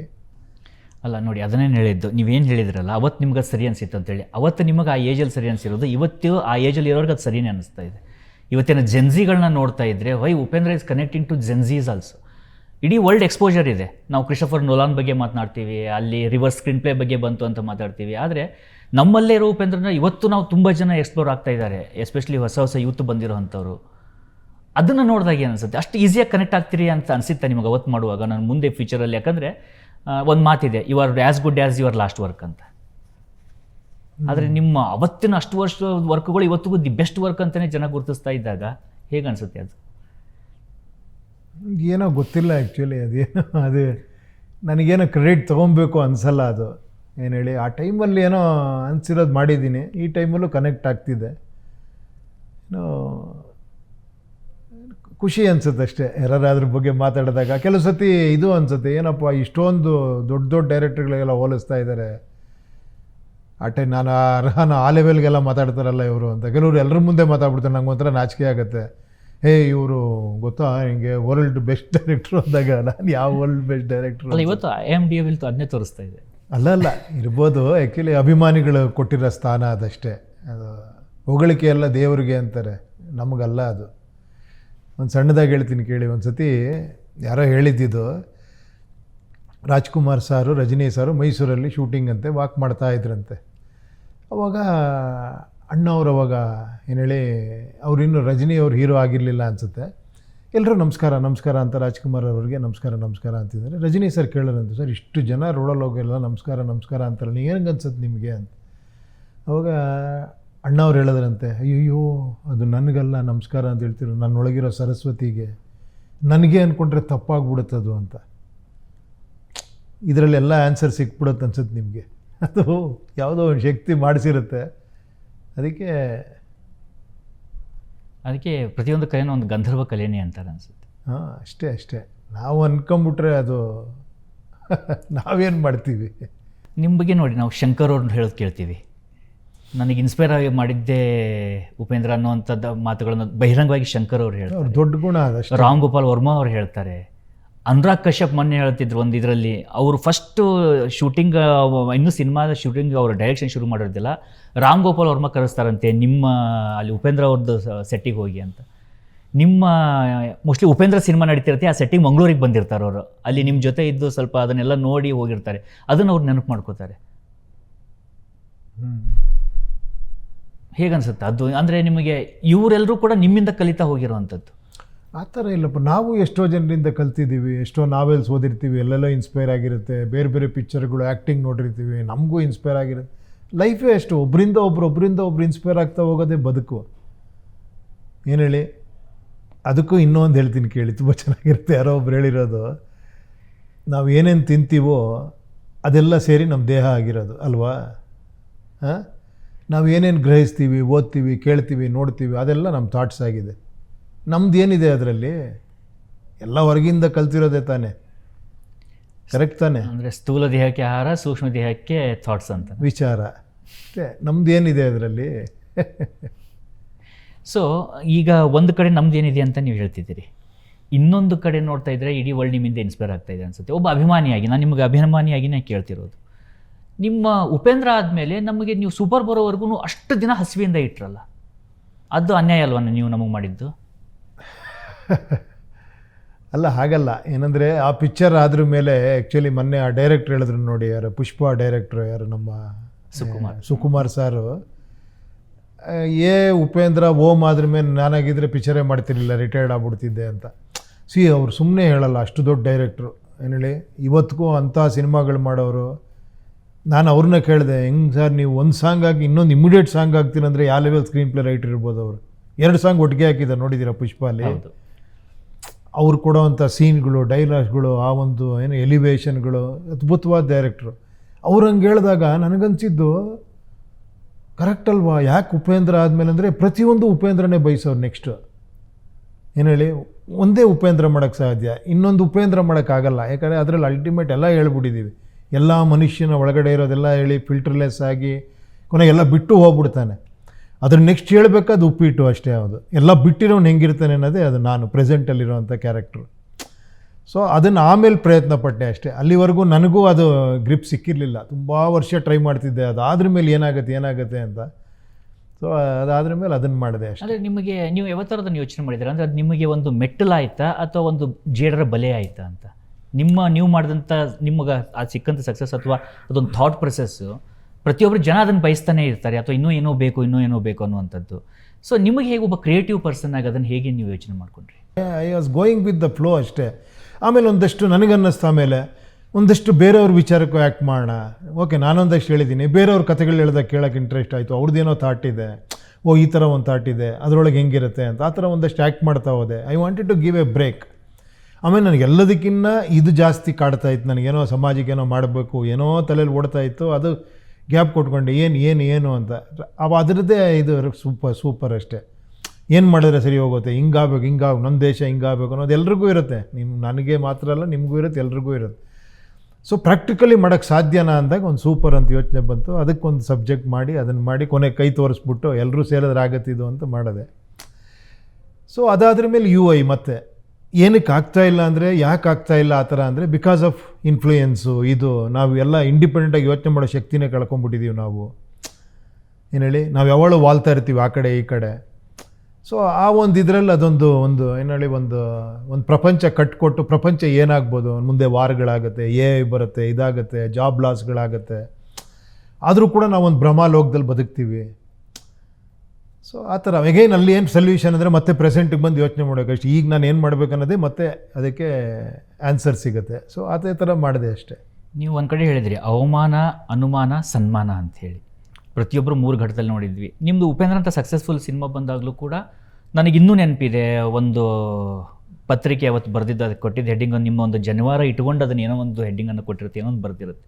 ಅದಾದಮೇಲೆ ನಿಮ್ಮನ್ನ ಹತ್ರನೇ ಮತ್ತೆ ಸಿನಿಮಾ ಮಾಡಿಸ್ಬೇಕಂತ ಬರುವಂಥವ್ರು ಇರ್ತಾರೆ. ಅಂದರೆ ಈ ಥರ ಒಂದು ಸಕ್ಸಸ್ ಬರುವಾಗ, ಸಕ್ಸಸ್ ಈಸ್ ಏನಂತಾರೆ, ಫೇಲ್ಯೂರ್ ಈಸ್ ಅನ್ ಆರ್ಫನ್ ಅಂತಾರೆ, ಸಕ್ಸಸ್ ಹ್ಯಾವ್ ಮೆನಿ ಫಾದರ್ಸ್ ಅಂತಾರೆ. ಬಟ್ ನೀವು ಸಕ್ಸಸ್ ಬರುವಾಗ ನಿಮ್ಮ ಜರ್ನಿ ನಿಮಗಿರುತ್ತೆ. ಆಗ ಯಾವುದೂ ಕಾಣಿಸ್ದೇ ಇರೋವಂಥದ್ದು ಸಕ್ಸಸ್ ಬಂದಾಗ ನಿಮ್ಮೊಂದು ಪರ್ಟಿಕ್ಯುಲರ್ ಒಂದು ಜಾತಿಗೋ, ಒಂದು ಥಾಟ್ ಪ್ರೊಸೆಸ್ಸಿಗೋ, ಒಂದು ಧರ್ಮಕ್ಕೋ ಆ ಥರ ಟಾರ್ಗೆಟ್ ಮಾಡೋಕ್ಕೆ ಶುರು ಮಾಡ್ತಾರಲ್ಲ, ಅದು ಏನಾದರೂ ಒಂದು ಕ್ರಿಯೇಟಿವಿಟಿ ಪ್ಲಸ್ ಈ ರೆವಲ್ಯೂಷನರಿ ಥಾಟ್ ಪ್ರೊಸೆಸ್ಸಿಗೆ ಎಫೆಕ್ಟ್ ಆಗೋ ಚಾನ್ಸಸ್ ಇರುತ್ತಾ? ತಗೊಂಡ್ರೆ ಎಫೆಕ್ಟ್ ಆಗುತ್ತೆ. ನೀವು ಅದನ್ನೆಲ್ಲ ಸೀರಿಯಸ್ ಆಗಿ ತೊಗೊಂಡ್ರೆ ಎಫೆಕ್ಟ್ ಆಗುತ್ತೆ. ನಿಮ್ಮ ಪಾಡಿಗೆ ನೀವು ಕೆಲಸ ಮಾಡ್ಕೊಂಡು ಹೋಗ್ತೀರಿ, ಯಾವ ಎಫೆಕ್ಟೂ ಆಗಲ್ಲ. ಹೇಗೇನು ನಾವು ಹೆಂಗೆ ತೊಗೊತೀವಿ ಅನ್ನೋದ್ರ ಮೇಲೆ ಅಲ್ವಾ. ನೀವೊಂದು ಸಣ್ಣ ವಿಷಯಕ್ಕೆ ಅಪ್ಸೆಟ್ ಆಗ್ಬೋದು, ದೊಡ್ಡ ವಿಷಯಕ್ಕೆ ಅಪ್ಸೆಟ್ ಆಗದೇ ಇರ್ಬೋದು. ಅದು ನಮ್ಮ ಇದ್ರ ಮೇಲೆ ಹೋಗುತ್ತೆ ಅದಷ್ಟೇ. ನೀವು ಇನ್ನೊಂದು ಕಡೆ ಹೇಳ್ತಿದ್ರಿ, ದೇಶ ನನಗೇನು ಮಾಡಿದೆ ಅಂತ ನಾವು ಕೇಳಬಾರ್ದು, ದೇಶಕ್ಕೆ ನಾವೇನು ಕೊಟ್ಟಿದ್ದೀವಿ ಅಂತೇಳಿ ಮೋದಿ ಹೇಳ್ತಾ ಇರ್ತಾರೆ ಅಂತೇಳಿ ಒಂದು ಕಡೆ ನೀವು ಹೇಳ್ತಿದ್ರಿ. ಮೋದಿಯವರ ಆ ಥಾಟ್ ಪ್ರೊಸೆಸ್ ಏನಿದೆ, ಆ ಥರ ಥಾಟ್ ಪ್ರೊಸೆಸ್ ನೀವು ಅದರಿಂದ ಇನ್ಸ್ಪೈರ್ ಆಗಿದ್ದ, ಅಥವಾ ಅದರಿಂದ ಇನ್ನೂ ಚೆನ್ನಾಗಿ ಆಗ್ಬೋದಿತ್ತದು ಅನ್ನೋದ್ರಲ್ಲಿ ಏನಾದರೂ ಥಾಟ್ಸ್ ಇದ್ದಾವೆ? ಅಂದರೆ ಯಾಕಂದರೆ ನಿಮ್ಮ ಪ್ರಜಾಕೀಯ ಥಾಟ್ ಹುಟ್ಟುವಂಥ ರೀತಿಗಳ ಹತ್ರ ಬರ್ತಾ ಇರೋವಂಥದ್ದು. ಇಲ್ಲ, ನಾನು ಆ ಥರನೇ ಒಂದು ಇದರಲ್ಲಿ ಯೋಚನೆ ಮಾಡಿದ್ದೀನಿ. ಏನು ಹೇಳಿ, ಇಸ್ ಎ ಪ್ರೋಸೆಸ್ ಅಲ್ವಾ. ಯಾವುದೇ ಆದರೂ ಕೂಡ ಏನೋ ದಡಾರಂತ ಯಾವುದು ಓವರ್ನೈಟ್ ಆಗಲ್ಲ. ಎಲ್ಲವೂ ಅದೊಂದು ಟೈಮ್ ತೊಗೊಳತ್ತೆ. ನನಗೆ ಏನೇನೋ ಆಸೆಗಳಿತ್ತು, ಈ ಥರ ಆದರೆ ಚೆನ್ನಾಗಿರುತ್ತೆ, ಆ ಥರ ಆದರೆ ಚೆನ್ನಾಗಿರುತ್ತೆ. ಯಾರೋ ಬಂದಾಗ ಏನೋ ಬದಲಾವಣೆ ಆಗುತ್ತೆ ಅಂತ, ಆಮೇಲೆ ಇಲ್ಲ ಇದು ಇನ್ನೂ ಆಗಬೇಕು ಅಂತ ಅನ್ಸೋದು. ಅರೆ ಯಾಕೆ ಆಗ್ತಿಲ್ಲ ಅಂತಲೂ ನಾನು ಇದು ಮಾಡಿದ್ದೀನಿ. ಇಲ್ಲಿ ಪ್ರಾಬ್ಲಮ್ ಇದಿದೆ, ಅದಕ್ಕೋಸ್ಕರ ಆಗ್ತಿಲ್ಲ, ಇದಕ್ಕೆ ಸೊಲ್ಯೂಷನ್ ಎಲ್ಲಿದೆ. ಕೊನೆಗೆ ಹುಡುಕಿ ಹೋದಾಗ ಕೊನೆಗೆ ವಾಪಸ್ ನನಗೇ ಬಂತು, ನಾನು ಯಾವ ರೀತಿ ವೋಟ್ ಮಾಡ್ತಿದ್ದೀನಿ, ನಾನು ಯಾವುದಕ್ಕೆ ವೋಟ್ ಮಾಡ್ತಿದ್ದೀನಿ, ನಾನು ಯಾಕೆ ಪ್ರಭಾವಿತನಾಗ್ತಿದ್ದೀನಿ ದೊಡ್ಡ ದೊಡ್ಡ ವ್ಯಕ್ತಿಗಳಿಗೆ, ನಾನು ಯಾಕೆ ಒಬ್ಬರು ಜೋರಾಗಿ ಮಾತಾಡ್ತಿದ್ದಂಗೆ ಪ್ರಭಾವಿತನಾಗ್ತೀನಿ, ನಾನು ಯಾಕೆ ಥಾಟ್ನ ಕಟ್ ಮಾಡ್ಕೊಂಬಿಡ್ತೀನಿ. ಅಲ್ಲಿ ನಾನು ಏನಾರ ಚೆನ್ನಾಗಿ ಮಾತಾಡ್ಕೊಳ್ಳೆ, ನೀವು ವಿಚಾರ ಕಟ್ ಮಾಡಿ ಎಲ್ಲ ಚೆನ್ನಾಗಿದೆ ಅನ್ನೋದು ಒಂದು. ನೀವು ಅದನ್ನು ಇನ್ನೊಂದು ಸ್ವಲ್ಪ ಏನು ಹೇಳಿ ಎನ್ಕ್ವೈರಿ ಮಾಡಿಕೊಂಡು ಕರೆಕ್ಟಾ, ಇವ್ರು ಹೇಳ್ತಿರೋದು ಕರೆಕ್ಟಾ, ಆಗುತ್ತಾ. ಸೊ ಆ ಹುಡುಕಾಟ ಇದೆಯಲ್ಲ, ಆ ಒಂದು ಎನ್ಕ್ವೈರಿ ಇದೆಯಲ್ಲ, ಅದನ್ನು ಒಂದು ಎಲ್ಲೋ ಕರ್ಕೊಂಡೋಗಿ ಎಲ್ಲೋ ಬಿಡುತ್ತದು. ಸೊ ಆ ಒಂದು ದಾರಿಲಿ ಆ ಎನ್ಕ್ವೈರಿ ಮಾಡ್ತಾ ಹೋದಾಗಲೇ ನನಗನ್ಸಿದ್ದು, ಇಲ್ಲ ಪ್ರಜಾಪ್ರಭುತ್ವ ವ್ಯವಸ್ಥೆಯಲ್ಲಿ ರಾಜಕೀಯ ಇರಬಾರ್ದು, ಪ್ರಜಾಕೀಯ ಬರಬೇಕು.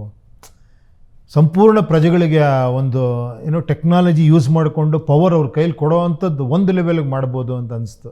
ಸೊ ಅದರದ್ದೇ ಪ್ರಯತ್ನ ಅಷ್ಟೇ. ನೀವು ಪ್ರಯತ್ನ ಶುರು ಮಾಡ್ತೀರಿ. ಈಗ ನಾವು ಬುದ್ಧಿವಂತ ಅಂತ ಏನು ಹೇಳ್ತೀವಿ, ಬಟ್ ನಿಮಗೇನೆ ಒಂದು ವಾಸ್ತವದ ಅನುಭವವನ್ನು ಕೊಟ್ಬಿಟ್ರೆ ಒಂದಿಷ್ಟು ಜನ ಅಂತೇಳಿ. ಯಾಕಂದರೆ ನಿಮ್ಮ ಹೆಸರನ್ನು ಬಳಸ್ಕೋತಾರೆ, ನೀವು ಅದಕ್ಕೆ ಎಫರ್ಟ್ ಹಾಕ್ತೀರಿ, ನೀವು ಒಂದು ಕನಸುಗಳನ್ನ ಬಿತ್ತೀರಿ. ಕೊನೆಗೆ ಆ ಪಕ್ಷದಲ್ಲಿ ಟಿಕೆಟ್ಗಳನ್ನ ಅಥವಾ ಯಾರಿಗೆ ನೀವು ಅವಕಾಶ ಕೊಡಬೇಕು ಅಂತ ಬರುತ್ತೆ, ಅಲ್ಲಿ ಮತ್ತೆ ಆಟಗಳು ಶುರು ಆಗ್ಬಿಡ್ತವೆ. ಅದರಿಂದ ನೀವು ಹೊರಗಡೆ ಬರಬೇಕಾಗುತ್ತೆ. ಇಲ್ಲ, ಖಂಡಿತ ದಟ್ ಈಸ್ ದ ಪ್ರೋಸೆಸ್ ನಾನು ಹೇಳ್ತಿರೋದು.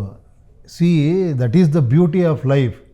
ಅಲ್ಲೇನೋ ಪ್ರಾಬ್ಲಮ್ ಆಗುತ್ತೆ, ಇನ್ನೊಂದೇನೋ ಹುಡ್ಕೊತೀವಿ. ನಾನೇ ಒಂದು ಪಕ್ಷ ಮಾಡಿದೆ, ಅಲ್ಲಿ ಟಿಕೆಟ್ ಕೊಡ್ಬೇಕಾದ್ರೆ ಮತ್ತೆ ಪ್ರಾಬ್ಲಮ್ ಆಯಿತು, ಇವರೆಲ್ಲ ಒಳಗೆ ಕೊಟ್ಕೊತೀರ ಅಂತ. ಅದಕ್ಕೆ ಸೊಲ್ಯೂಷನ್ ಏನಂತ ಹುಡುಕಿದೆ. ನಾನು ಬ್ಲೇಮ್ ಮಾಡ್ಕೊಂಡು ಕೂತ್ಕೊಳ್ಳಿಲ್ಲ, ಯಾವನೋ ಹೇಳ್ತಾನೆ ಹಂಗೆಲ್ಲ ಮಾಡೋಕ್ಕಾಗತ್ತಾ ಅಂತ. ಕರೆಕ್ಟ್ ಅಲ್ಲ, ಹೌದಲ್ವಾ? ನಾವೇ ಇಲ್ಲಿ ಕೂತ್ಕೊಂಡು ನಾವು ಏನೇ ಮಾಡಿದ್ರು ಕೂಡ ಕೊನೆಗೆ ನಾನೇ ಇನ್ಫ್ಲೂಯೆನ್ಸ್ ಆಗ್ಬಿಡ್ಬೋದಲ್ವಾ? ಯಾರೋ ನೀವೇ ನನ್ನ ಫ್ರೆಂಡ್ ಬಂದು ಹೇಳಿರಿ, ನೋಡಿ ಸರ್ ಇವ್ರು ಚೆನ್ನಾಗಿ ಮಾಡ್ತಾರೆ, ಅವ್ರಿಗೆ ಕೊಡಿ ಅಂದರೆ ನಾನು ಇನ್ಫ್ಲೂಯೆನ್ಸ್ ಆಗ್ಬೋದು. ಇದಕ್ಕೆ ದಾರಿ ಏನು? ಜನಗಳ ಹತ್ರನೇ ಕಳಿಸ್ಬೇಕು ಇವ್ರನ್ನ ಅಂತ, ಜನಗಳ ಹತ್ರನೇ ಸೆಲೆಕ್ಟ್ ಮಾಡಿ ನೀವೇ ಅಂತ. ಸೊ ಅದೇನು ಹೇಳಿ, ಆಮೇಲೆ ಜನಗಳು ಸೆಲೆಕ್ಟ್ ಮಾಡೋಕ್ಕೆ ಶುರು ಮಾಡಿದ್ರು. ಅಂದರೆ ಕೆಲವರು ಸೈನ್ ಮಾಡೋರು, ಕೆಲವರು ಇಂಟ್ರೆಸ್ಟ್ ತೋರಿಸ್ತಿರ್ಲಿಲ್ಲ, ಆ ಥರ ಅದು. ಕೊನೆಗೆ ಅಲ್ಲೂ ಕೂಡ ಮತ್ತೆ ಸ್ಟಾರ್ಟ್ ಆಯಿತು. ಏನು ಹೇಳಿ, ಏನೋ ಬರ್ಕೊಂಬರೋದು, ಒಂದು 50 ಸೈನ್ ತರೋದು, 100 ಸೈನ್ ತರೋ, ಸರ್ ಇವರೆಲ್ಲ ನಾನು ಸಪೋರ್ಟ್ ಮಾಡಿದ್ದಾರೆ ಅಂತ. ಇನ್ನೊಬ್ಬರು ಬರೋರು, ಅವನೊಂದು 200 ಸೈನ್ ತರೋನು, ಸರ್ ನನಗೆ 200 ಜನ ಸಪೋರ್ಟ್ ಮಾಡಿದ್ದಾರೆ ಅಂತ. ಫೋನ್ ಮಾಡಿ ನೋಡ್ರೆ ಅಲ್ಲಿ ಯಾರೂ ಇರ್ತಿರ್ಲಿಲ್ಲ. ಸೊ ಇವನು ಅವನ ಮೇಲೆ ಬ್ಲೇಮ್ ಮಾಡೋನು, ಸರ್ ಅವ್ನು ಎಕ್ಸ್ಟ್ರಾ ಸೈನ್ ಹಾಕ್ಸಿಯಾನ ಸರ್, ಅವರೆಲ್ಲ ಯಾರೂ ಇಲ್ಲವೇ ಇಲ್ಲ ಅಲ್ಲಿ, ಸುಮ್ಮನೆ ಇವನೇ ಸೈನ್ ಹಾಕೊಂಬಂದಿಯಾನೆ ಅಂತ. ಅದು ಮತ್ತೆ ಪಾಠನೇ. ಬ್ಲೇಮ್ ಮಾಡಲ್ಲಿ ನಿಲ್ಲಿಸ್ಬಿಡ್ಬೋದು. ಎರಡನೇದು ಅದೇ ಪಾಠ ತೊಗೊಂಡಾಗ ಅವಾಗ ನಾನು ಇನ್ನೊಂದು ಆ್ಯಪೇ ಮಾಡ್ಬೋಣ, ಇದಕ್ಕೆ ಅಲ್ಲೊಂದು ಪಾರದರ್ಶಕತೆ ತರೋಣ, ನಿಜವಾಗ್ಲೂ ಒಬ್ಬನೇ ವೋಟ್ ಮಾಡಬೇಕು, ಒಬ್ಬನೇ ಇದು ಮಾಡಬೇಕು, ಅವನಿಗೆ ರೇಟ್ ಕೊಡಬೇಕು ಅಂತಲೇ ಒಂದು ದ ರಿಯಲ್ ಪ್ರಜಾಕೀಯ ಅಂತ ಮಾಡಿ ಇದು ಮಾಡಿರೋದು. ಸೊ ನೀವು ರಿಯಲ್ ಪ್ರಜಾಕೀಯದ ಥಾಟನ್ನು ಹೇಳೋವಂಥ ಸಂದರ್ಭದಲ್ಲಿ ನಮಗೊಂದು ಅನ್ಸುತ್ತೆ ಸರ್, ನಾವು ಹೇಗೆ ನೋಡ್ತಾ ಬರ್ತಿದ್ದೀವಿ ಅಂದರೆ, ನಾವು ಇತಿಹಾಸವನ್ನು ನೋಡ್ತಾ ಬಂದರೂ ಕೂಡ ಒಂದು ಶಾಂತಿಯಿಂದ ಸ್ವತಂತ್ರವನ್ನು ಕೊಡಬೇಕು ಅಂಥೇಳಿ ಯಾರೇ ಭಾಷಣ ಮಾಡಿದರೂ ಯಾರೂ ನಂಬ್ತಾ ಇರಲಿಲ್ಲ ಅನಿಸುತ್ತೆ.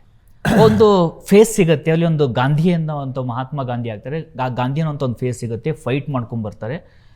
ಒಂದು ಸ್ವತಂತ್ರ ಸಿಗೋದಕ್ಕೆ ಒಂದು ದೊಡ್ಡದಾದಂಥ ಪಾತ್ರವನ್ನು ಗಾಂಧಿ ಕೂಡ ವಹಿಸ್ತಾರೆ. ಅವರಿಗೆ ಅವ್ರದ್ದೇ ಆದ ದೊಡ್ಡ ಫಾಲೋವರ್ಸ್ ಇರ್ತಾರೆ, ಅವ್ರು ಹೇಳಿದರೆ ಕೇಳೋದಕ್ಕೆ ರೆಡಿ ಆಗುವಂಥವ್ರು ಇರ್ತಾರೆ. ಇನ್ನೊಂದು ಕಡೆ ಕ್ರಾಂತಿ ಬರುತ್ತೆ, ಸುಭಾಷ್ ಚಂದ್ರ ಬೋಸ್ ಅವರನ್ನು ನಾವು ಇವತ್ತು INA ಬಗ್ಗೆ, ಇಂಡಿಯನ್ ನ್ಯಾಷನಲ್ ಆರ್ಮಿ ಬಗ್ಗೆ ಹೇಳೋದಾದ್ರೆ ಸುಭಾಷ್ ಚಂದ್ರ ಬೋಸ್ ಹೆಸರನ್ನ ಹೇಳ್ತೀವಿ. ಅಲ್ಲಿ ಒಂದು ದೊಡ್ಡ ಫೋರ್ಸನ್ನು ತಂದು ಕೊಡ್ತಾರೆ. ಆದರೆ ಈಗ ನಾವು ಪ್ರಜಾಕೀಯ ಅಂತ ಬಂದಾಗ ಫೋರ್ಸ್ ಆಗುವಂಥವ್ರು ನೀವು ಆಗಬೇಕು ಅಂತ ನೀವು ಹೇಳ್ತೀರಿ. ಆದರೆ ಜನರಿಗೆ ಅಲ್ಲಿ ಬಂದು ನನಗೆ ಇದನ್ನು ಮಾಡಿ ತೋರಿಸಿ ಪ್ರೂವ್ ಮಾಡೋಂಥವ್ರು ಬೇಕು ಅಂತ ಕೇಳಿ. ಒಂದು ನಿಮಿಷ ಇಲ್ಲೊಂದು ಹೇಳ್ತೀನಿ ಕೇಳಿ. ಓಕೆ, ಅಲ್ಲಿಗೆ ನಿಲ್ಬೇಡಿ, ಓಕೆನಾ? ಒಬ್ಬರು ಬಂದರು ಏನೋ ಮಾಡಿದ್ರು, ಇನ್ನೊಬ್ರು ಬಂದರು ಏನೋ ಮಾಡಿದ್ರು, ಮತ್ತವ್ರು ಮೂರನೇವ್ರು ಬಂದೇ ಏನೋ ಮಾಡಬೇಕು ಅನ್ನೋದು ಒಂದು. ಸಂವಿಧಾನ ಯಾಕೆ ಬಂತು ಅವಾಗ? ಸಂವಿಧಾನದಡಿಲಿ ಈ ದೇಶ ನಡಿಬೇಕು ಅಂತ ಯಾಕೆ ಬಂತು? ಅಲ್ಲೊಬ್ಬ ವ್ಯಕ್ತಿ ಯಾಕೆ ಬರಲಿಲ್ಲ? ಈ ವ್ಯಕ್ತಿ ಕೇಳ್ಕೊಂಡು ಎಲ್ಲ ಮಾಡ್ರಪ್ಪ ಅಂದರೆ ಡಿಕ್ಟೇಟರ್ಶಿಪ್ ಬರ್ಬೋದಾಗಿತ್ತು. ಅಲ್ಲಿ ಯಾಕೆ ವಿಚಾರಗಳು ಬಂತು? ಅದನ್ನ ಯಾಕೆ ಯೋಚನೆ ಮಾಡಲ್ಲ ನೀವು? ವಿಚಾರ ತಾನೇ ಅದು. ಇದಕ್ಕೆ ಆನ್ಸರ್ ಮಾಡಿ. ಖಂಡಿತವಾಗಿ ವಿಚಾರ. ಗಾಂಧಿ ಎಕ್ಸಾಂಪಲ್ ಕೊಟ್ಟರೆ ಸುಭಾಷ್ ಚಂದ್ರ ಬೋಸ್ ಅವರು, ನಾನು ಸಂವಿಧಾನದ ಎಕ್ಸಾಂಪಲ್ ಕೊಡ್ತೀನಿ. ಬಟ್ ಅದೇ ಸಂವಿಧಾನನೇ ಒಂದು ಸಿಸ್ಟಮ್ ಅನ್ನು ಮಾಡಿದೆ. ಒಬ್ಬ ರಾಷ್ಟ್ರಪತಿ ಇರ್ತಾರೆ, ಒಬ್ಬ ಪ್ರಧಾನಮಂತ್ರಿ ಇರ್ತಾರೆ, ಎಲ್ಲ ಮಾಡಿದೆ. ಬಟ್ ಸಂವಿಧಾನನೇ ತಾನೇ ಮಾಡಿರೋದೆಲ್ಲ. ಅದಕ್ಕೊಂದು ಸ್ಟ್ರಕ್ಚರ್ ಇದೆ, ವಿಚಾರಗಳಿದಾವೆ. ಹೌದು, ಕರೆಕ್ಟ್ ಅಲ್ವಾ? ಮತ್ತೆ ಇದಾವೆ. ಆದರೆ ಈಗ ಇಲ್ಲಿ ಬಂದಿರುವಂಥದ್ದು ನಿಮ್ಮ ಒಂದು ಥಾಟ್ ಪ್ರೊಸೆಸ್, ಒಂದು ಪ್ರಜಾಕೀಯ ಅನ್ನುವಂಥ ಒಂದು ಕಾನ್ಸೆಪ್ಟ್ ಆಗಿ ಬಂದಿರುವಂಥದ್ದು. ಅದು ಇವತ್ತು ಸಾಕಷ್ಟು ಜನರಿಗೆ ಗೊತ್ತಿದೆ, ಅದ್ರ ಬಗ್ಗೆ ಮಾತನಾಡ್ತಾ ಇದ್ದಾರೆ. ಆದರೆ ಅದು ಇನ್ನೂ ಒಂದು ರೆವಲ್ಯೂಷನ್ ಲೆವೆಲಿಗೆ ಹೋಗೋಕ್ಕೆ ಆಗ್ತಿಲ್ವಾ ಅಥವಾ ಹೋಗಿದೆಯಾ? ನಿಮಗೆ ಅದನ್ನು ನೀವು ನೋಡಿದಾಗ ಹೇಗೆ ಅನಿಸುತ್ತೆ ನಿಮಗೆ? ಅಲ್ಲ, ಅದೇ ಹೇಳಿದ್ದು. ಈಗ ನಾನು ಹೇಳ್ತಿರೋದು ಮತ್ತೆ ಮಾಮೂಲಿ ನಿಮಗೆ ನನಗೆ ಬೇಕಾಗಿರೋದೇನೆ ಹೇಳ್ತಿರೋದು ಅಷ್ಟೇ, ಇನ್ನೇನು ಎಕ್ಸ್ಟ್ರಾ ಏನು ಹೇಳ್ತಿಲ್ಲ. ಪ್ರಜಾಪ್ರಭುತ್ವ ಅಂದ್ರೇನು? ಪ್ರಜೆಗಳೆಲ್ಲರೂ ಪ್ರಭುಗಳಾಗುವಂಥ ಒಂದು ಸಿಸ್ಟಮ್ ಅದು ಅಲ್ವಾ? ನೀವು ವೋಟ್ ಮಾಡಿ ಒಬ್ಬ ರೆಪ್ರೆಸೆಂಟೇಟಿವ್ ಕಳಿಸೋ ಅನ್ನೋದೇ ಅಲ್ಲಿ ಇಂಡೈರೆಕ್ಟಾಗಿ ಏನು ಹೇಳ್ತೀನಿ ಅಂದರೆ, ನೀನಪ್ಪ ನಾಯಕ, ಯಾಕಂದ್ರೆ ನಿನ್ನ ದುಡ್ಡು ಅಲ್ಲಿದೆ, ನಿನ್ನ ದೇಶ ಇದು, ನಿನ್ನ ವಿಚಾರಗಳಿಂದ, ನಿನ್ನ ಅನುಭವದಿಂದ, ನಿನ್ನ ಇದರಿಂದ ಒಬ್ಬನ ಆರಿಸಿ ಕಳಿಸು ಅಂತ ಹೇಳ್ತಾ ಇದೆ ಅಲ್ವಾ? ಇದು ಸಿಸ್ಟಮ್ ಇರೋದು. ಬಟ್ ಅದನ್ನು ನಾವು ಹೆಂಗೆ ತೊಗೊಂಡಿದ್ದೀವಿ ನಾವು ಅಂದರೆ, ಒಬ್ಬ ಪ್ರಜೆಯಿಂದ ಒಬ್ಬ ಪ್ರಭು ಆಗೋದೇ ಪ್ರಜಾಪ್ರಭುತ್ವ ಅಂದ್ಕೊಂಡಿದ್ದೀವಿ. ನೋಡ್ರಿ, ಮೊನ್ನೆ ಅವ್ನು ಹಿಂಗಿದ್ದ, ನೋಡ್ರಿ ಇವತ್ತು ಎಲ್ಲಿದ್ದ ನಾವು ನೋಡ್ರಿ, ಅದ್ರಿ ಪ್ರಜಾಪ್ರಭುತ್ವದ ಪವರ್ ನೋಡಿ. ಒಬ್ಬ ರಾಜನ್ ಮಾಡಿದ್ದೀವಿ ಅನ್ನೋ ಲೆವೆಲ್ಗೆ ನಾವು ಕರೆಕ್ಟ್ ಅದು ಅಂತ ಕೇಳ್ತಾರೆ. ಹಂಗಾಗ್ತಿದೆ. ಇನ್ನೊಂದು ಕಡೆ ಏನಾಗಿದೆ ಅಂದರೆ ಡೆನೆಸ್ಟಿಕ್ ಪ್ರಜಾಪ್ರಭುತ್ವ ಆಗ್ತಾ ಇದೆ, ನಮ್ಮದು ಡೆನೆಸ್ಟಿಕ್ ಡೆಮೋಕ್ರಸಿ ಅಲ್ಲ. ಅದೇ ಹೇಳಿದ್ದು ನಾನು. ಅದು ಯಾರು ಮಾಡ್ತಾ ಇರೋದು? ಆಗ್ತಾ ಇದೆ ಅಂತ ಹೇಳ್ಬೇಡಿ, ಯಾರು ಮಾಡ್ತಾ ಇರೋದು ಅದನ್ನು? ಪ್ರತಿಯೊಬ್ಬರು ಯಾರು ಅವರನ್ನ ಲೀಡರ್ ಅಂತ ಒಪ್ಕೊಳ್ತಾರೆ ಅಂತವ್ರು ಮಾಡ್ತಾರೆ. ಯಾರು? ನಾನು ಅಂತ ಹೇಳ್ಬೇಕು ತಾನೆ. ಫಸ್ಟ್ ಆಫ್ ಆಲ್ ನಾನು ಅದಕ್ಕೆ ಕಾರಣ ತಾನೆ, ನಾನು ವೋಟ್ ಹಾಕ್ತಿದ್ದೀನಿ ತಾನೆ. ಖಂಡಿತವಾಗಿ ನಾನು ವೋಟ್ ಹಾಕ್ತಿದ್ದೀನಿ, ನನ್ನ ವೋಟಿಂಗ್ ಪ್ರಿಫರೆನ್ಸ್ ಏನಿರುತ್ತೆ ಅದು ನನಗೆ ಗೊತ್ತಿರುತ್ತೆ. ಅಲ್ಲ, ಇರುತ್ತಲ್ವಾ? ಕರೆಕ್ಟ್, ಅದನ್ನು ನಾನು ಒಪ್ಕೊಬೇಕು. ನಾನು ಇದಕ್ಕೆ ಕಾರಣಕರ್ತ, ಕರೆಕ್ಟ್ ಅಲ್ವಾ? ಖಂಡಿತವಾಗಿ ಅದೇನೇ ಹೇಳ್ತಿರೋದು. ಯಾರು ಅಂಥವ್ರಿಗೆ ವೋಟ್ ಹಾಕ್ತಾರೆ, ನಮ್ಮ ಚಾಯ್ಸ್ ನಮಗಿರುತ್ತೆ. ಈಗ 4 ಜನ ಇದ್ದಾರೆ, ಇವಾಗ ನೀವೇ 4 ಜನ ಇದ್ದಾರಪ್ಪ, ನೀವು ಯಾರಿಗೆ ವೋಟ್ ಹಾಕ್ತೀರಾ ಅಂದಾಗ ಒಂದು ನನ್ನ ಥಾಟ್ ಪ್ರೊಸೆಸ್ ಸೆಟ್ ಆಗೋ ಹೇಳಿ. ಯಾರೋ ಒಬ್ಬ ದೊಡ್ಡ ವ್ಯಕ್ತಿ ಬಂದ, ಅವ್ನಿಗೆ ಅನುಭವ ಇದೆ ಅನ್ನಿಸ್ತು, ನೀವು ವೋಟ್ ಹಾಕಿದ್ರಿ ಅನ್ಕೊಳ್ಳಿ, ಓಕೆನಾ? ಇನ್ನೊಂದು ದೊಡ್ಡ ಪ್ರಚಾರ ಬಂತು, ಒಂದು ಸೆನ್ಸೇಷನ್ ಕ್ರಿಯೇಟ್ ಆಯಿತು, ಎಲ್ಲರೂ ಅಲ್ಲಿ ನೋಡ್ತೀರಾ, ನೀವು ಆ ಕಡೆ ನೋಡ್ತೀರಾ, ವೋಟ್ ಹಾಕ್ತೀರಾ. ವಾಟ್ ಅಬೌಟ್ ನಿಮ್ಮತನ? ನಿಮ್ಮ ಮನಸ್ಸು ಏನು ಹೇಳ್ತಾ ಇದೆ? ಯಾವ ಥರ ಇರಬೇಕು ಅನ್ನಿಸ್ತಾ ಇದೆ? ನಾನಿಲ್ಲಿ 2 ಥರವಾಗಿ ಹೇಳ್ತೀನಿ. ಒಂದು, ನನ್ನ ವೈಯಕ್ತಿಕ ವಿಚಾರ ಅಂತ ಬಂದಾಗ ನಾನು 100% ನನಗೆ ಕನ್ವಿಕ್ಷನ್ ಇದ್ರೆ ಮಾತ್ರ ನಾನು ಹಾಕ್ತೀನಿ. ಏನದು ಕನ್ವಿಕ್ಷನ್?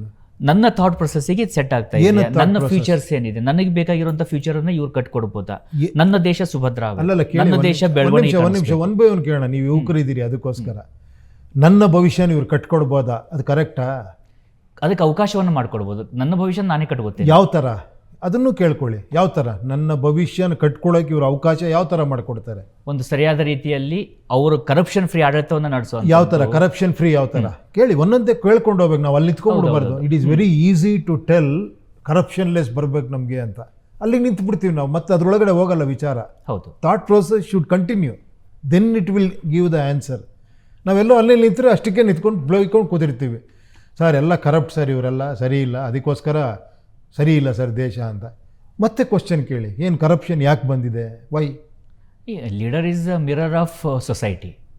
ಸೊಸೈಟಿ ಆಗಿದೆ ಆ ಥರ ಒಬ್ಬ ಲೀಡರ್ ಆಗಿ ಉಟ್ಕೊಂಡಿರ್ತಾನೆ. ಅಲ್ಲ ಅಂದರೆ ನಾವೇ ಕರಪ್ಟ್ ಆಗಿದ್ದೀವಿ 100%.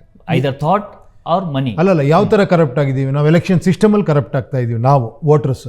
ಹೌದು, 100%. ಯಾಕಂದ್ರೆ ಕೆಲವೊಂದಿಷ್ಟು ಜನ ಜಾತಿ ನೋಡ್ಕೊಂಡು ಹಾಕುವಂಥವ್ರು ಇದ್ದಾರೆ, ಹೇಳಿ ಅಲ್ವಾ? ಕೆಲವೊಂದಿಷ್ಟು ಜನ ದುಡ್ಡನ್ನು ಇಸ್ಕೊಂಡು ಹಾಕುವಂಥವ್ರು ಅಲ್ವಾ? ಇದ್ದಾರೆ, ಹಾಂ.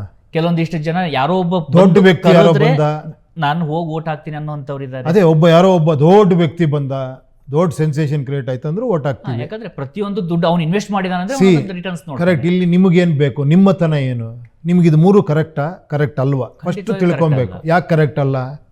ಖಂಡಿತವಾಗಿಯೂ ಕರೆಕ್ಟ್. ಯಾಕೆ ಕರೆಕ್ಟ್ ಅಲ್ಲ? ಯಾಕಂದ್ರೆ ಇದು ನನ್ನ ಇಂಡಿವಿಜುವಾಲಿಟಿ ಮೇಲೆ ಇರುತ್ತೆ. ನಾನು ಹೋಗಿ ಓಟನ್ನು ಹಾಕಬೇಕು. ಹೌದೌದು, ನೀವೇ ಅದು ಒಳಗಡೆ ಬರುವಂತ ಸ್ಫೂರ್ತಿ ಅಲ್ಲ. ಕರೆಕ್ಟ್. ಅಲ್ಲೂ ಮತ್ತೆ ವಾಪಸ್ ಅಲ್ಲೂ ಇನ್ನೊಂದು ಕ್ವಶನ್ ಇದೆ, ನಿಲ್ಲಲ್ಲ ಅದು. ಈಗ ಒಂದು ಸೆನ್ಸೇಷನ್ ಕ್ರಿಯೇಟ್ ಆಗ್ತಿದೆ, ನಾನು ಓಟ್ ಹಾಕ್ತೀನಿ, ಅದು ತಪ್ಪು ಅಂದ್ರಿ, ಯಾಕೆ? ಈಗ ನಾನು ಅದೇ ತರವಾಗಿ ಒಂದು ಇನ್ಫ್ಲೂಯೆನ್ಸ್ ಆಗಿ ಓಟ್ ಹಾಕ್ತೀನಿ ಅಂತ ಇಟ್ಕೊಳ್ಳಿ. ಇನ್ಫ್ಲೂಯೆನ್ಸ್ ಆಗ್ತಾ ಇದ್ದೀರಾ. ನನ್ನ ಮೈಂಡ್ ಅನ್ನ ನೀವು ಚೇಂಜ್ ಮಾಡೋದ್ರೆ ಹೇಗೆ ಮಾಡ್ತೀರಾ? ಈಗ ನನ್ನ ತರವಾಗಿ ಅಲ್ಲಿ ನೂರಾರು ಜನ, ಕೋಟಿ ಜನ ಇರ್ತಾರೆ. ಅಲ್ಲಲ್ಲ, ಇದನ್ನ ಅವರ ಥಾಟ್ ಪ್ರೊಸೆಸ್ ಅನ್ನು ನೀವು ಹೇಗೆ ಚೇಂಜ್? ಅಲ್ಲ, ಈ ಕ್ವಶನ್ಗೆ ಆನ್ಸರ್ ಮಾಡಿ, ಅಲ್ಲೇ ಚೇಂಜ್ ಆಗತ್ತೆ ನೋಡಿ. ನಾನು ಇವಾಗ 3 ಹೇಳಿದ್ರಿ, ನೀವು ಏನೋ ವಂಶ ಪಾರಂಪರ್ಯವಾಗಿ ಅವ್ರು ಬಂದರೆ ನಾನು ಸರಿ ಇಲ್ಲ ಅಂದ್ರಿ. ಹೌದು, ಓಕೆನಾ? ಎರಡನೇದು ಇನ್ನೊಂದೇನು ಹೇಳಿದ್ರಿ? ಕರಪ್ಷನ್. ಕರಪ್ಷನ್ ಇದೆ, ನಾನು ಓಟ್ ಹಾಕ್ಬಾರ್ದು ಅಂದ್ರಿ. ಒಂದೊಂದೇ ತಗೊಳ್ಳೋಣ. ಈಗ ವಂಶ ಪಾರಂಪರ್ಯ ಬಂದರೆ ಓಟ್ ಹಾಕ್ಬಾರ್ದು ಅಂತ. ವಂಶ ಪಾರಂಪರ್ಯವಾಗಿ ಯಾವುದೂ ಉಳಿದಿಲ್ಲ. ನೆಪೋಟಿಸಮ್ ಅನ್ನೋದು ಮಾತಾಡೋಕ್ಕೆ ಚೆನ್ನಾಗಿದೆ ಅಷ್ಟೇ, ಕರೆಕ್ಟ್ ಅಲ್ವಾ? ಯಾಕಂದರೆ ಇವತ್ತು ಅಣ್ಣ ಅವ್ರ ಮಗ ಶಿವಣ್ಣ ಆದರೂ ಕೂಡ ಶಿವಣ್ಣ ಅವ್ರ ಎಫರ್ಟ್ಸ್ ಎಷ್ಟಿದೆ, ಅವರ ಕಲೆ ಎಷ್ಟಿದೆ, ಅವರ ಡೆಡಿಕೇಶನ್ ಎಷ್ಟಿದೆ, ಅವ್ರು ಎಂಥ ಅದ್ಭುತವಾದ ನಟ. ಇವತ್ತು ಜನ ಅವ್ರಿಗೆ ಮನ್ನಣೆ ಕೊಟ್ಟಿದ್ದಾರೆ because of his talent, his hard work, his efforts, it's energy. ಹೌದು, ಕರೆಕ್ಟ್ ಅಲ್ವಾ? ಡೌಟೇ ಇಲ್ಲ. ಕರೆಕ್ಟ್ ಅಲ್ವಾ? ಸೊ ಅದರಿಂದ ನೆಪೋಟಿಸಮ್ ಅನ್ನೋದು ಪಕ್ಕಕ್ಕಿಡಿ. ಯಾರು ಬೇಕಾದ್ರೂ ಬರ್ಬೋದು ಇಲ್ಲಿ, ಅವ್ರವ್ರ ಕೆಪಾಸಿಟಿಗೆ ಯಾರು ಬೇಕಾದ್ರೂ ಬರ್ಬೋದು ಅಲ್ವಾ? ಮೊದಲನೇದಾಗಿ. ಹೌದು. So I am not blindly telling about nepotism. ಎರಡನೇದಾಗಿ ಕರಪ್ಷನ್. ಕರಪ್ಟ್ ಯಾಕೆ ಆಗ್ತಿದೆ? ಯಾಕೆ ಅವ್ನು ಕರಪ್ಟ್ ಆಗ್ತಾನೆ ಕೇಳಿ. ಒಂದು ಸ್ವಲ್ಪ ಒಳಗಡೆ ಹೋಗಿ, ಯಾಕೆ ಅವ್ನು ಕರಪ್ಟ್ ಆಗ್ತಿದ್ದಾನೆ, ನಿಮ್ಗೆ ಯಾಕೆ ಆಗ್ತಿದ್ದಾನೆ ಅಂತ ಅನ್ಸುತ್ತೆ? ಕೇಳಿ. ಯಾಕಂದರೆ ಅವನು ಖರ್ಚು ಮಾಡದೆ ಇಲ್ಲಿ ಬರೋಕ್ಕೆ ಆಗದಿರೋ ವ್ಯವಸ್ಥೆ ಕ್ರಿಯೇಟ್ ಮಾಡಿದ್ದೀರಾ ನೀವು, ಕರೆಕ್ಟ್ ಅಲ್ವಾ? ಅವ್ನು ಖರ್ಚು ಮಾಡದೇ ಇದ್ರೆ ನಿಮಗೆ ಕಾಣಿಸೋದೇ ಇಲ್ಲ. ನೀವೇ ಹೇಳ್ತೀರಾ, ಏನ್ರಿ ನೀವೇನು ಮಾಡಿದ್ದೀರಾ ನಾನು ಓಟ್ ಹಾಕಲಿ? ಒಂದಷ್ಟು ಸೇವೆ ಎಲ್ಲ ಮಾಡಿ, ನೀವು ಒಳ್ಳೆ ಸಮಾಜ ಸೇವೆ ಮಾಡ್ತೀರಾ, ನೀವು ಒಳ್ಳೆ ಕೆಲಸ ಮಾಡ್ತೀರಾ ಅಂದರೆ ನಾವು ನಿಮ್ಮನ್ನು ಎಲೆಕ್ಷನಲ್ಲಿ ಗೆಲ್ಲಿಸ್ತೀವಿ ಅನ್ನೋ ಪರಿಸ್ಥಿತಿ ಬಂದಿದೆ. ಅಂದರೆ ಅವನೇನು ಮಾಡ್ತಾನೆ ಅವಾಗ? ಒಂದಷ್ಟು ದುಡ್ಡು ಇರೋನು ಬರ್ತಾನೆ, ಒಂದಷ್ಟು ತೋರಿಸ್ತಾನೆ, ನಾನು ಆ ಸೇವೆ ಮಾಡಿದ್ದೀನಿ, ಈ ಸೇವೆ ಮಾಡಿದ್ದೀನಿ, ಅಲ್ಲಿ ಇದು ಮಾಡಿದ್ದೀನಿ, ಅದು ಮಾಡಿದ್ದೀನಿ ಅಂತ ತೋರಿಸ್ತಾನೆ, ಎಲೆಕ್ಷನ್ ನಿಂತ್ಕೊಂತಾನೆ. ನೀವು ಆ ಬೇಸ್ ಮೇಲೆ ವೋಟ್ ಮಾಡ್ತೀರಿ, ಇದು ಕರೆಕ್ಟಾ? ಅವ್ನು ನಿಜಕ್ಕೂ ಸೇವೆ ಮಾಡಿದರೆ ಕರೆಕ್ಟ್. ಯಾಕಂದರೆ ಚಾಯ್ಸ್ ಅಂತ ಬಂದಾಗ ಸೇವೆ ಮಾಡ್ಕೊಂಡೇ ಇರ್ಬೋದಲ್ಲ. ಕೇಳಿ, ಎಲೆಕ್ಷನ್ಗೆ ಯಾಕೆ ನಿಂತ್ಕೊಬೇಕು? ನಿಜವಾಗ್ಲೂ ಸೇವೆಯಲ್ಲೇ ಅವ್ನಿಗೆ ಸಂತೋಷ ಇದೆ ಅಂದರೆ ಸೇವೆ ಮಾಡ್ಬೋದು. ಆ ಆಧಾರದ ಮೇಲೆ ನೀವು ಎಲೆಕ್ಷನ್ ಮಾಡಿದಾಗ ಏನಾಗುತ್ತೆ, ಅವನಿಗೆ ಮಾಡೋ ತಪ್ಪು ಅಂತ ಹೇಳ್ತಿಲ್ಲ. ಅಂಥ ನಿಜವಾದ ಸೇವಕರಿಗೆ ಎಲೆಕ್ಷನ್ ನಿಲ್ಲಿಸೋದು ತಪ್ಪಲ್ಲ, ಖಂಡಿತ ಅಂಥವ್ರು ಬರಬೇಕು. ಬಟ್ ಅದೇ ಥರ ಒಬ್ಬ ಪ್ಲ್ಯಾನ್ ಮಾಡ್ಕೊಂಡು ಬಂದ ಅಂದ್ಕೊಳ್ಳಿ, ಒಂದು ಕೋಟಿ ಖರ್ಚು ಮಾಡ್ಬಿಟ್ಟು ಇಲ್ಲಿ ಬಂದರೆ ಜನ ಎಲ್ಲ ನಾನು ಒಳ್ಳೆ ಕೆಲಸ ಮಾಡ್ತೀನಿ ಅಂತ ಓಟ್ ಹಾಕ್ತಾರೆ ಅಂತ ಒಬ್ಬ ಬಂದ. ಯೋಚನೆ ಮಾಡ್ಬೇಕು ತಾನೆ ನಾವು, ಕರೆಕ್ಟ್ ತಾನೆ? ಆ ಥರನೂ ಯೋಚನೆ ಮಾಡ್ಬೇಕು ತಾನೆ. ಅವಾಗ ಏನು ಮಾಡ್ತೀವಿ ನಾವು? ಇದು ಸರಿಯಲ್ಲ, ಏನು ಹೇಳಿ? That is not the criteria for ನಾನು ವೋಟ್ ಕ್ಯಾಸ್ಟ್ ಮಾಡೋದಕ್ಕೆ. ಅದು ಕ್ರೈಟೀರಿಯಾ ಅಲ್ಲ. ವಂಶನ ಇಲ್ಲೋ ಅನ್ನೋದು ಕ್ರೈಟೀರಿಯಾ ಅಲ್ಲ. ಇನ್ನೊಂದು, ಯಾರೋ ದೊಡ್ಡ ವ್ಯಕ್ತಿ ಬಂದ, ಫೇಮಸ್ ವ್ಯಕ್ತಿ ಬಂದ, ಒಂದು ವೇವ್ ಕ್ರಿಯೇಟ್ ಆಗ್ತಿದೆ ಅನ್ನೋದು ಕ್ರೈಟೀರಿಯಾ ಅಲ್ಲ.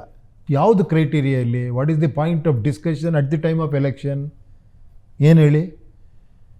ನಾನು ಹೇಗೆ ಕೆಲಸ ಮಾಡ್ತೀನಿ, ನಾನು ಯಾಕೆ ಟ್ರಾನ್ಸ್ಪರೆನ್ಸಿ ತರ್ತೀನಿ, ಈಗಿರೋ ಟೆಕ್ನಾಲಜಿ ನಾನು ಹೆಂಗೆ ಯೂಸ್ ಮಾಡ್ತೀನಿ, ನಾನು ಅವ್ರಿಗಿಂತ ಬೆಟ್ರಾಗಿ ನಾನು ನಿಮ್ಮ ಹತ್ರ ಹಿಂಗೆ ಕೆಲಸ ಮಾಡ್ತೀನಿ, ನಿಮ್ಮ ಒಪಿನಿಯನ್ ನಾನು ಹೆಂಗೆ ತೊಗೊತೀನಿ, ಈ ಥರ ಒಂದು ಹಲವಾರು ವಿಚಾರಗಳು. ಇದಿಷ್ಟೇ ತಾನೇ ಕ್ರೈಟೀರಿಯಾ? ಇದು ಕರೆಕ್ಟಾ ಅಂತ ನಿಮ್ಗೆ ಕನ್ಫರ್ಮ್ ಆದ್ರ ಮೇಲೆ ಇದು ಆಶ್ವಾಸನೆ ಆಗ್ಬಿಡ್ಬಾರ್ದು. ನಾನು ಹೇಳ್ತಿರೋದು ಕೂಡ ಅಲ್ವಾ? ಇದು ಒಂದು ಆಶ್ವಾಸನೆ ಥರ ಆಗ್ಬಿಟ್ಟು ಎಲ್ಲ ಅನ್ಕಂಡೆ ಸರ್, ಆಮೇಲೆ ಅಲ್ಲಿ ಆಗಲಿಲ್ಲ ಸರ್, ಅಲ್ಲಿ ಡಿಜಿಟಲಿ. ಯಾಕಂದ್ರೆ ಆ ಥರದ ಅನುಭವಗಳಾಗಿದ್ದಾವೆ. ಎಲ್ಲೋ ಒಂದು ಆಮ್ ಆದ್ಮಿ ಪಾರ್ಟಿ ಬರುತ್ತೆ, ಇಡೀ ದೇಶದ ಯುವ ಜನತೆ ಒಂದ್ ಕಡೆ ಬೆನ್ ಮಾಡುತ್ತೆ. ಈಗ ಇಲ್ಲಿ ವಿಜಯ್ ಅವ್ರು ಬಂದಿದ್ದಾರೆ, ಸಡನ್ ಆಗಿ 2 ವರ್ಷದಲ್ಲಿ ಬಂದ್ರು. ಅಲ್ಲ ಕೇಳಿ, ಕರೆಕ್ಟ್ ನಾನು ಹೇಳ್ತಿರೋದು ಕೇಳಿ. ಈ ಥರ ನಾವೆಲ್ಲರಿಗೂ ಬ್ಲೇಮ್ ಮಾಡೋದು, ಅವ್ರು ಬಂದರು ಸರಿ ಮಾಡಿಲ್ಲ, ಇವ್ರು ಬಂದರು ಸರಿ ಮಾಡಿಲ್ಲ. ನಾವು ಸರಿ ಮಾಡ್ತೀವಿ ಅಂತ ಒಂದ್ಸತಿ ಕ್ವಶನ್ ಕೇಳ್ಕೊಂಡಿದ್ದೀರಾ? ವೋಟರ್ ಆಗಿ ನಾನು ಕೇಳ್ತಾ ಈಗ ಒಬ್ಬ ಇಂಡಿವಿಜುವಲ್ ಆಗಿ ಒಂದು ಆನೆಸ್ಟ್ ಆಗಿ ಟ್ಯಾಕ್ಸ್ ಪೇ ಮಾಡ್ಬೋದು.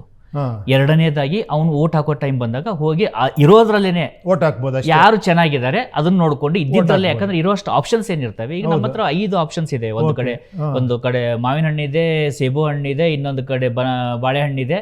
ಅವು 3ರಲ್ಲಿ ನನಗೆ ಯಾವ್ದು ಇಷ್ಟ ಅದನ್ನ ನಾನು ತಗೋಬಹುದು. ನನಗೆ 4ನೇ ಹಣ್ಣು ಯಾವ್ದು ಸಿಗುತ್ತೆ ಅಂತ ನಾನು ಯೋಚನೆ ಮಾಡ್ತಾ ಕೂತ್ಕೊಂಡ್ರೆ ನಾನು ಇವತ್ತು ಉಪವಾಸ ಕೂತ್ಕೋಬೇಕಾಗುತ್ತೆ. ನನಗೆ ಹೊಟ್ಟೆ ಹಸುವಾಗಿದೆ, ಅಟ್ಲೀಸ್ಟ್ ನಾನು ಒಂದು 3 ಹಣ್ಣಲ್ಲಿ ಒಂದು ಹಣ್ಣು ನನಗೆ ಒಳ್ಳೇದು ಅನ್ಸಿದ್ದು ನಾನು ತಗೋಬಹುದು. ಓಕೆ, ತಗೊಂಡು ಆಪ್ಷನ್ಸ್ ಇದೆ. ಈಗ ಅದೇ ಮಾಡ್ತಿದ್ದೀರಲ್ಲ, ಹಂಗಾರೆ ಬದಲಾವಣೆ ಏನಕ್ಕೆ ಬೇಕು ನಿಮಗೆ? ಕರೆಕ್ಟಾಗಿ ಇದೆ ಹಂಗಾರೆ. ಇಲ್ಲಿ ಏನಂದರೆ ಈ ಸಿಸ್ಟಮಿಗೆ ಬಂದಾಗ ನೀವೊಂದು 4 ಆಪ್ಷನ್ ಇದೆ ನಿಮಗಿಲ್ಲಿ. ಇವನು 4 ಯೋಚನೆ ಮಾಡ್ತೀರಾ ಯಾರು ಕರೆಕ್ಟು ಅಂತ. ಒಬ್ಬನ ನೋಡ್ತೀರಾ, ಓ ಇವನು ಸಿಕ್ಕಾಪಟ್ಟೆ ಒಳ್ಳೆಯವನಪ್ಪ, ಒಳ್ಳೆ ಹೆಸರಿದೆ, ಅಭ್ಯರ್ಥಿ ಒಳ್ಳೆಯವನು ಅಂತ ಓಟ್ ಹಾಕ್ತೀನಿ. ಇನ್ನೊಂದು ಪಕ್ಷ, ಇಲ್ಲ ಈ ಪಕ್ಷ 100% ಮೆಜಾರಿಟಿ ಬರುತ್ತೆ, ಇವ್ರಿಗೆ ಹಾಕಿದ್ರೆ ಸರಿ ಅಂತ ಯೋಚನೆ ಮಾಡ್ತೀರಾ. ಇನ್ನೊಂದೇನೋ ಹೇಳ್ತಾ ಇದ್ದಾನೆ, ಇನ್ನೊಂದೇನೋ ಹೇಳ್ತಾನೆ, ಎಲ್ಲ ಕಂಪೇರ್ ಮಾಡ್ತೀರಾ ತಾನೆ. ಹೌದು, ಇದುವರೆಗೂ ಹಂಗೆ ತಾನೇ ಮಾಡಿರೋದು. ಇನ್ನೊಂದು ಇಂಟ್ರೆಸ್ಟಿಂಗ್ ಟ್ರೆಂಡ್ ಒಂದಿದೆ ಸರ್. ನಾನು ವೋಟ್ ವೇಸ್ಟ್ ಆಗಲ್ಲ, ನಾನು ಇವ್ಗೆ ಹಾಕಿ ಇವ್ನು ಗೆದ್ದು ಬಿಡ್ತಾನೆ ಅನ್ನೋಂಥ ಯೋಚನೆ ಮಾಡಿ ಹಾಕೋಂಥವ್ರು ತುಂಬ ಜನ. ಅಲ್ಲಲ್ಲ, ಕರೆಕ್ಟ್. ಅಂಥವ್ರಿಗೆ ಏನು ಹೇಳ್ತೀರಾ ನೀವು? ಯುವಕರಿಗೆ, ನೀವು ಯಂಗ್ಸ್ಟರ್ ಆದ್ರಿಂದ ಕೇಳ್ತಾ ಇದ್ದೀನಿ, ಅಂಥವ್ರಿಗೆ ನಿಮ್ಮ ಸಜೆಷನ್ ಏನು? ಅದನ್ನ ನೋಡಬಾರ್ದು ಅಥವಾ ಅವ್ರಿಗೆ ಇವತ್ತಿನ ಸಂದರ್ಭ ಹೆಂಗಿದೆ ಅಂದರೆ ಬುದ್ಧಿ ಹೇಳೋಕೆ ಹೋದರೆ ಯಾರು ಕೇಳಕ್ಕೆ ರೆಡಿಲ್ಲ ಸರ್. ಬಟ್ ಅದ್ರ ಬದಲಿಗೆ ನಾನೇನು ಹೇಳ್ಬೋದು ಅಂತ ನನ್ನ ವೈಯಕ್ತಿಕವಾಗಿ ನಿಮಗದು ಸರಿ ಅನ್ಸುತ್ತಾ ಯೋಚನೆ ಮಾಡಿ. ಒಬ್ಬ ಯಾರೋ ಇವತ್ತು ದೊಡ್ಡ ವ್ಯಕ್ತಿ ಬರ್ದಿರ್ಬೋದು, ಅಥವಾ ಒಂದು ಚಿಕ್ಕ ವ್ಯಕ್ತಿನೇ ಇರ್ಬೋದು, ಅಥವಾ ನಮ್ಮ ಅಕ್ಕಪಕ್ಕದವನು ಇರ್ಬೋದು, ಅವನು ಜೆನ್ಯೂನ್ ಆಗಿದ್ದಾನೆ ಇಲ್ವಾ ಸಾಧ್ಯ ಆದಷ್ಟು ಟ್ರೈ ಮಾಡಿ ನೋಡುವಂಥ ಪ್ರಯತ್ನ ಮಾಡಿ. ಅದು ಹೇಗೆ ಅಂತ ಜೆನ್ಯೂನ್ ಅನ್ನೋದು ಯಾವುದ್ರ ಮೇಲೆ ನೀವು ಆಧಾರದ ಮೇಲೆ ಡಿಸೈಡ್ ಮಾಡ್ತೀರಾ? ಒಂದು ಜೆನ್ಯೂನ್ ಆಗಿ ಅವನೊಂದಷ್ಟು ಸೇವೆ ಮಾಡಿದ್ದಾನೆ, ಸಮಾಜ ಸೇವೆ ಮಾಡಿದ್ದಾನೆ ಅಂದರೆ ಒಂದು ಅನಿಸುತ್ತೆ, ಇಲ್ಲಪ್ಪ ಇವನು ಒಳ್ಳೆ ದುಡ್ಡು ಮಾಡಿದ್ದಾನೆ ಅಂತ. ಅಲ್ಲೂ ಕೂಡ ಅದನ್ನೇ ಹೇಳ್ಕೊಂಡು ಬರ್ಬೋದು. ಒಬ್ಬ ದುಡ್ಡಿರೋನು ಏನು ಮಾಡ್ತಾನೆ, 1 ಕೋಟಿ ಇನ್ವೆಸ್ಟ್ ಮಾಡೋಣ, ಒಂದಷ್ಟು ಖರ್ಚು ಮಾಡಿ ಒಂದಷ್ಟು ಒಳ್ಳೆ ಕೆಲಸಗಳು ಮಾಡ್ಬಿಟ್ಟು ಎಲೆಕ್ಷನ್ ನಿಂತ್ಕೊಂಬೋಣ ಅಂತ ಬರ್ಬೋದು ಅಲ್ವಾ? ಅದನ್ನು ನೋಡಿದ್ದೀವಿ ನಾವು. ಅದರಲ್ಲಿ ಒಳ್ಳೆಯವರು ಬಂದಿದ್ದಾರೆ, ಅದನ್ನು ಯೂಸ್ ಮಾಡ್ಕೊಂಡಿರೋರು ಬಂದಿದ್ದಾರೆ ಅಲ್ವಾ? ಈಗ ಅದು ಕ್ರೈಟೀರಿಯಾ ಆಗಬಾರ್ದಲ್ವಾ? ನಿಜವಾಗಿ ಅನಲೈಸ್ ಮಾಡಿರಿ, ಯಾವುದು ಪಾಯಿಂಟ್ ಆಫ್ ಡಿಸ್ಕಷನ್ ಆಗಬೇಕಾಗಿರೋದು ಇಲ್ಲಿ ಎಲೆಕ್ಷನ್ ಟೈಮಲ್ಲಿ. ಈಗಿರೋ ಟೆಕ್ನಾಲಜಿಲಿ ಯಾವ ರೀತಿ ನೀನು ಟ್ರಾನ್ಸ್ಪರೆನ್ಸಿ ತರ್ತೀಯ, ನನ್ನ ಹಣ ಎಷ್ಟಿದೆ, ಸತ್ಯವಾಗಿ ಮಾತಾಡ್ತಾ ಹೋಗೋಣ. ಟ್ಯಾಕ್ಸ್ ಮನಿ ಎಷ್ಟಿದೆ, ಸಾಲ ಎಷ್ಟಿದೆ, ನಂದು ಏನೇನು ಐಡಿಯಾ ಇದೆ ನಂದು, ನಾನು ಅದನ್ನು ಯಾವ ಥರ ನಿಮಗೆ ಮುಟ್ಟಿಸ್ತೀನಿ, ನಿಮ್ಮ ಒಪಿನಿಯನ್ ನಾನು ಹೆಂಗೆ ತೊಗೊತೀನಿ, ನಿಮ್ಮ ಜೊತೆ ನಾನು ಹೆಂಗೆ ಫ್ರೀಕ್ವೆಂಟಾಗಿ ಟಚ್ಚಲ್ಲಿ ಇರ್ತೀನಿ. ಸುಮ್ಮನೆ ಹೇಳ್ಬಿಟ್ರು ಆಗಿಲ್ಲ, ನಾನು ನಿಮ್ಮ ಜೊತೆ ಟಚ್ಚಲ್ಲಿ ಇರ್ತೀನಿ ಯಾವ ಥರ ಅಂತ ಕೇಳಬೇಕು ನೀವು. ಏನಪ್ಪ ಪರ್ಸ್ನಲಾಗಿ ಬರ್ತೀಯ ನೀನು? ನಾನು ಎಲ್ಲೋ ರಾಯಚೂರಲ್ಲಿದ್ದೀನಿ, ನೀನು ಬೆಂಗಳೂರು ರಾಯಚೂರು ಎಷ್ಟು ಸತಿ ಓಡಾಡ್ತೀಯ, ತಿಂಗಳಿಗೆ ಎಷ್ಟು ಸತಿ ಬರ್ತೀಯ ನೀನು? ಅದೆಲ್ಲವನ್ನೂ ನಾನು ಎಕ್ಸ್ಪ್ಲೈನ್ ಮಾಡಬೇಕು, ಅದು ಕೆಲಸ ನಂದು. ಇಲ್ಲಪ್ಪ ನಾನು ಪರ್ಸ್ನಲಾಗಿ ಬಂದು ನಿಮ್ಗೆ ಮೀಟ್ ಮಾಡೋಕ್ಕಾಗಿಲ್ಲ ಅಂದರೂ ಐ ಆಮ್ ಯೂಸಿಂಗ್ ಟೆಕ್ನಾಲಜಿ, ನಾನು ವೀಡಿಯೋ ಕಾಲಲ್ಲಿ ಬರ್ತೀನಿ ನಿಮ್ಮ ಹತ್ರ, ಅಥವಾ ಒಂದೇನೋ ಒಂದು ವಾಟ್ಸಪ್ ಗ್ರೂಪ್ ಮಾಡ್ಕೊತೀನಿ, ಅಥವಾ ಸೋಷಿಯಲ್ ಮೀಡಿಯಲ್ಲಿ ಬರ್ತೀನಿ, ಅಥವಾ ಡೈರೆಕ್ಟಾಗಿ ಲೈವ್ ಮಾಡ್ತೀನಿ ಇಲ್ಲಿಂದ ನಾನು ನನ್ನ ಪ್ರಾಜೆಕ್ಟ್ಗಳಿಗೆ, ಅಥವಾ ನಾನು ಇಲ್ಲಿ ಬಂದು ಇಲ್ಲಿಂದನೇ ಅಲ್ಲಿಗೆ ಲೈವ್ ಮಾಡಿ ನಾನು ಮಾತಾಡ್ತೀನಿ. ಈ ಥರ ಇರೋ ಟೆಕ್ನಾಲಜಿ ಯೂಸ್ ಮಾಡಿ how to improve our life, how to improve our society, how to improve everything ಅನ್ನೋದೇ ಪಾಯಿಂಟ್ ಆಫ್ ಡಿಸ್ಕಷನ್ ಆಗಬೇಕು ತಾನೆ. ಅದನ್ನೇ ಹೇಳ್ತಿರೋದು ಅಷ್ಟೇ ನಾನು. ಅದ್ರ ಮೇಲೆ ಡಿಸ್ಕಷನ್ ಆಗಿ ಅದ್ರ ಮೇಲೆ ನೀವು ಡಿಸೈಡ್ ಮಾಡಿ ನಿಮ್ಮ ವೋಟ್ನ ಕ್ಯಾಸ್ಟ್ ಮಾಡೋ ಥರ ಬಂದರೆ ಇದೆಲ್ಲವೂ ಇರಲ್ಲ ಆವಾಗ. ನೀವು ಹೇಳ್ತಿರೋದು ಒಂದು ಇಂಟ್ರೆಸ್ಟಿಂಗ್ ಪಾಯಿಂಟ್ ಏನಂದರೆ, ಮೊನ್ನೆ ಈ ವೆಸ್ಟ್ ಬೆಂಗಾಲಲ್ಲಿ ಏನು ರಿಸಲ್ಟ್ ಬಂತು, ಅಲ್ಲಿ ಸುವೇಂದ್ರ ಅಧಿಕಾರಿ ಅವರು ಒಂದು ವೆಬ್ಸೈಟ್ ಮಾಡಿದ್ದಾರೆ, ಒಂದು ರಿಯಲ್ ಟೈಮ್ ಮಾಡಿದ್ದಾರೆ. ನಾನು ಏನು ಆಶ್ವಾಸನೆ ಕೊಟ್ಟಿದ್ವಿ ಅದು ಏನೇನು ಆಗ್ತಾ ಇದೆ ಅಂತ ತೋರಿಸೋ ಥರದ್ದು. ಅಂದರೆ ಈ ಥರದ್ದು ಕೆಲವು ಕಡೆ ಆಗ್ತಿದ್ದಾವೆ. ಆದರೆ ಕರ್ನಾಟಕ ಅಂತ ನಮ್ಮಲ್ಲಿ ಪ್ರಶ್ನೆಗಳು ಬಂದಾಗ ಸರ್, ಈಗ ನೆಕ್ಸ್ಟ್ ಇನ್ನು 2 ವರ್ಷ 2.5 ವರ್ಷ ಇಲ್ಲಿ ಎಲೆಕ್ಷನ್ ಬರುತ್ತೆ, 29ಕ್ಕೆ ಮತ್ತೆ ಲೋಕಸಭೆ ಬರುತ್ತೆ. ಅದಕ್ಕೆ ಇವತ್ತಿಂದ ಸಿದ್ಧತೆ ಮಾಡ್ಕೊಳ್ಳೋದಾದರೆ ಯಾರು ನಿಮ್ಮನ್ನು ಹೇಗೆ ಬರಬೇಕು, ಈ ಥಾಟನ್ನು ಹೇಗೆ ತೊಗೋಬೇಕು, ಆ ಒಂದು ಮೊಮೆಂಟಮ್, ನಾವು ಇದನ್ನು ಒಂದು ಪಕ್ಷ ಅಂತ ಕರೆಯೋದು ಬೇಡ, ಒಂದು ಮೊಮೆಂಟಮ್ ಅಂತ ಕರೆಯೋಣ. ಅದಕ್ಕೆ ಜಾಯ್ನ್ ಆಗಬೇಕಾದ್ರೆ ಏನು ಮಾಡಬೇಕು? ಅದೇ ನೋಡಿ ಮಾಡಬೇಕಾಗಿರುವಂಥದ್ದು ಅಲ್ಲ ನೋಡಿ, ಮೊದಲನೇದಾಗಿ ಇದಕ್ಕೆ ಜಾಯಿನ್ ಆಗ್ಬೇಕಂದ್ರೆ ಐಡಿಯಾಲಜಿಲಿ ಜಾಯಿನ್ ಆಗಬೇಕು. ಹೌದಪ್ಪ ನನಗೆ ಈ ಥರ ಬೇಕು ಅಂತ ಫಸ್ಟ್ ನಿಮ್ಗೆ ಅನ್ನಿಸ್ಬೇಕು, ಕರೆಕ್ಟ್ ಅಲ್ವಾ?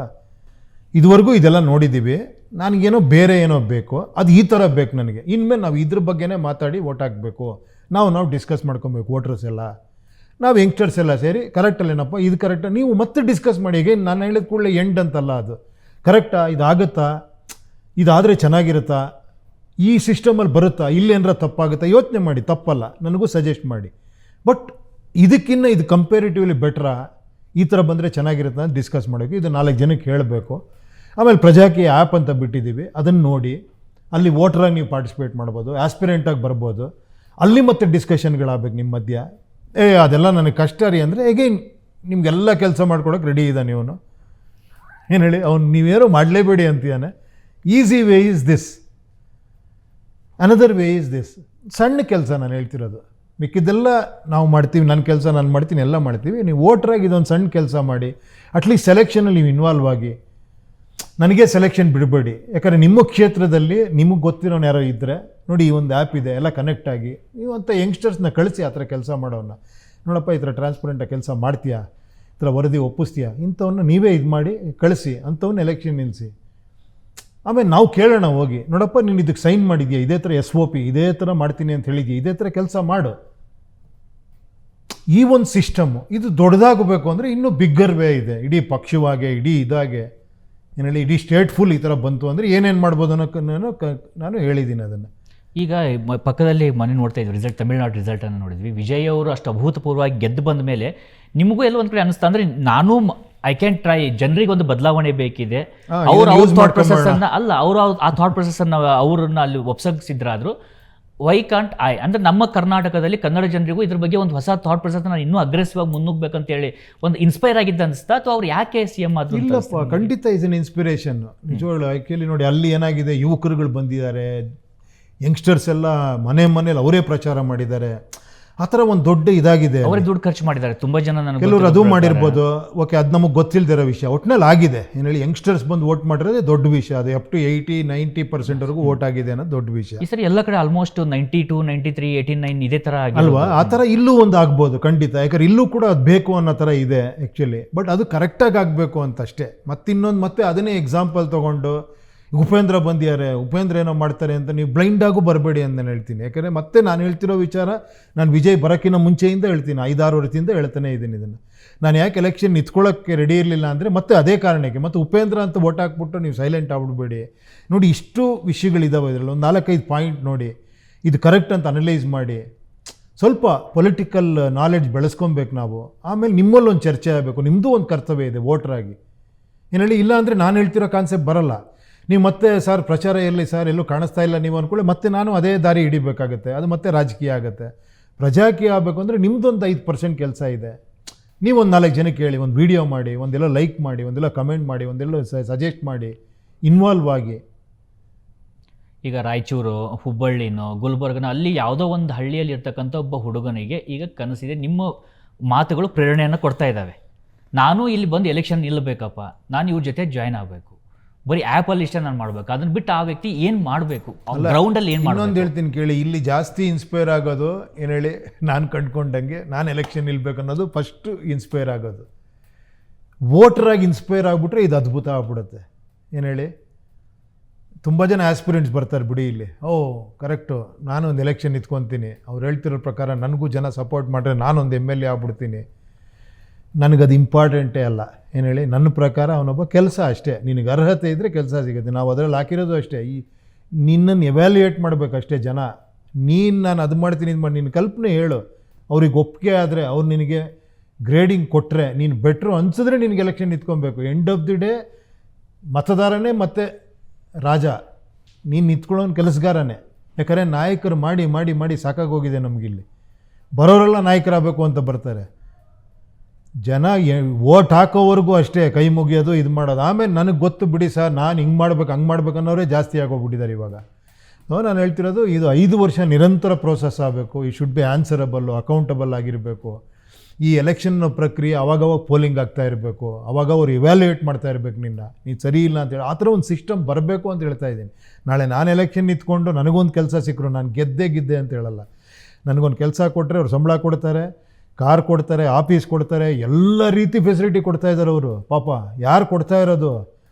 ಒಬ್ಬ ಆಟೋ ಡ್ರೈವರಿಂದ, ಒಬ್ಬರೆಲ್ಲೋ ಮನೆ ಕೆಲಸ ಮಾಡೋರಿಂದ, ಎಲ್ಲ ವರ್ಗದ ಜನಗಳು ದುಡ್ಡು ಕೊಟ್ಟು ನನಗೊಂದು ಫೆಸಿಲಿಟಿ ಕೊಡ್ತಾ ಇದ್ದಾರೆ.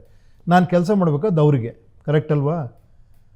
ಏನು ಮಾಡಬೇಕು, ಅದು ಕೂಡ ನನ್ನಿಂದ ತರ್ತಾ ಇಲ್ಲ. ಅವ್ರ ದುಡ್ಡನ್ನು ಶೇಖರಿಸಿಟ್ಟಿರೋದ್ರಿಂದ ಅವ್ರಿಗೊಂದಷ್ಟು ಫೆಸಿಲಿಟಿ ಮಾಡಿಕೊಡ್ಬೇಕು. ಇದು ಟ್ರಾನ್ಸ್ಪರೆಂಟಾಗಿ ಇರಲೇಬೇಕು, ಪಾರದರ್ಶಕವಾಗಿರಬೇಕು, ಅವ್ರಿಗೆ ಗೊತ್ತಾಗಬೇಕು.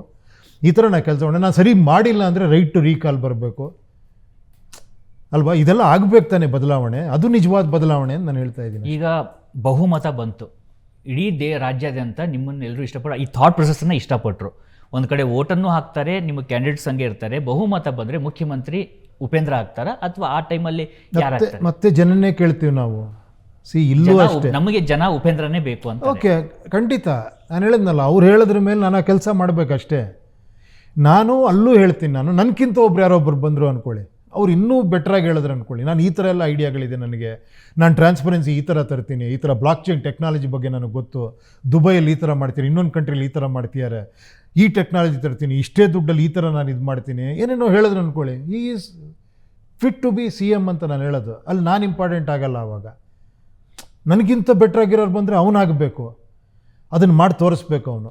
ಅದ್ರ ಜೊತೆಗೆ ರಿಯಲ್ ಟೈಮ್ ಸಮಸ್ಯೆಗಳಿಗೆ ರಿಯಲ್ ಆಗಿರ್ತಕ್ಕಂಥ ಸೊಲ್ಯೂಷನ್ಸ್ ಬಗ್ಗೆನೂ ನೀವೇನು ಥಾಟ್ ಪ್ರೊಸೆಸ್ ಮಾಡಿದೆ? ಅಂದರೆ ಇವತ್ತು ನಾವು ನೋಡ್ತಿದ್ದೀವಿ, ನನಗೆ ತಿಳುವಳಿಕೆ ಬಂದಾಗಿಂದನೂ ನಾನು ನೋಡ್ತಿದ್ದೀನಿ, ಅಥವಾ ನಮ್ಮ ಅಜ್ಜಿ ಟೈಮಿಂದ ನೋಡ್ತಿದ್ದೀವಿ, ರೈತರಿಗಿರುವಂಥ ಸಮಸ್ಯೆಗಳು ಹಾಗೇ ಇದ್ದಾವೆ, ಅವ್ರಿಗಿರ್ತಾ ಅಥವಾ ಇಲ್ಲಿ ಯಾರು ಕೆಳ ಹಂತದಲ್ಲಿ ಕೆಲಸವನ್ನು ಮಾಡ್ತಾರೆ ಅವ್ರಿಗಿರೋ ಸಮಸ್ಯೆಗಳು ಹಾಗೇ ಇದ್ದಾವೆ. ಏನು ಸಮಸ್ಯೆ ಇದೆ? ಈಗ ನೀವು ರೈತರದೇ ವಿಚಾರಕ್ಕೆ ಬರೋದಾದ್ರೆ ಅಲ್ಲಲ್ಲ, ಸಮಸ್ಯೆ ಇದೆ. ಒಂದೊಂದು ರೀಜನಲ್ಲಿ ಹೇಳ್ತಾ ಹೋಗೋದಾದ್ರೆ, ಈಗ ನೀವು ಉತ್ತರ ಕರ್ನಾಟಕ ಹೋದ್ರೆ ಅಲ್ಲಿ ನೀರಾವರಿ ಸರಿ ಇಲ್ಲ, ಅಥವಾ ಬಂದಿರೋ ಬೆಳೆಗೆ ಸರಿಯಾದ ರೀತಿಯಲ್ಲಿ ಮಾರಾಟ ಮಾಡುವಂತ ವ್ಯವಸ್ಥೆಗಳಾಗೋದಿಲ್ಲ. ಸೊಲ್ಯೂಷನ್ ಏನದಕ್ಕೆ? ಅದನ್ನ ನೀವೀಗ ಹೇಗೆ ಹೇಳ್ತೀರಿ? ಅದನ್ನ ಅವ್ರು ಹೇಳ್ಬೇಕಾ, ನೀವು ಹೇಳ್ತೀರಾ? ಅಲ್ಲ, ಇದೇ ನಾನು ಹೇಳ್ತಿರೋದು.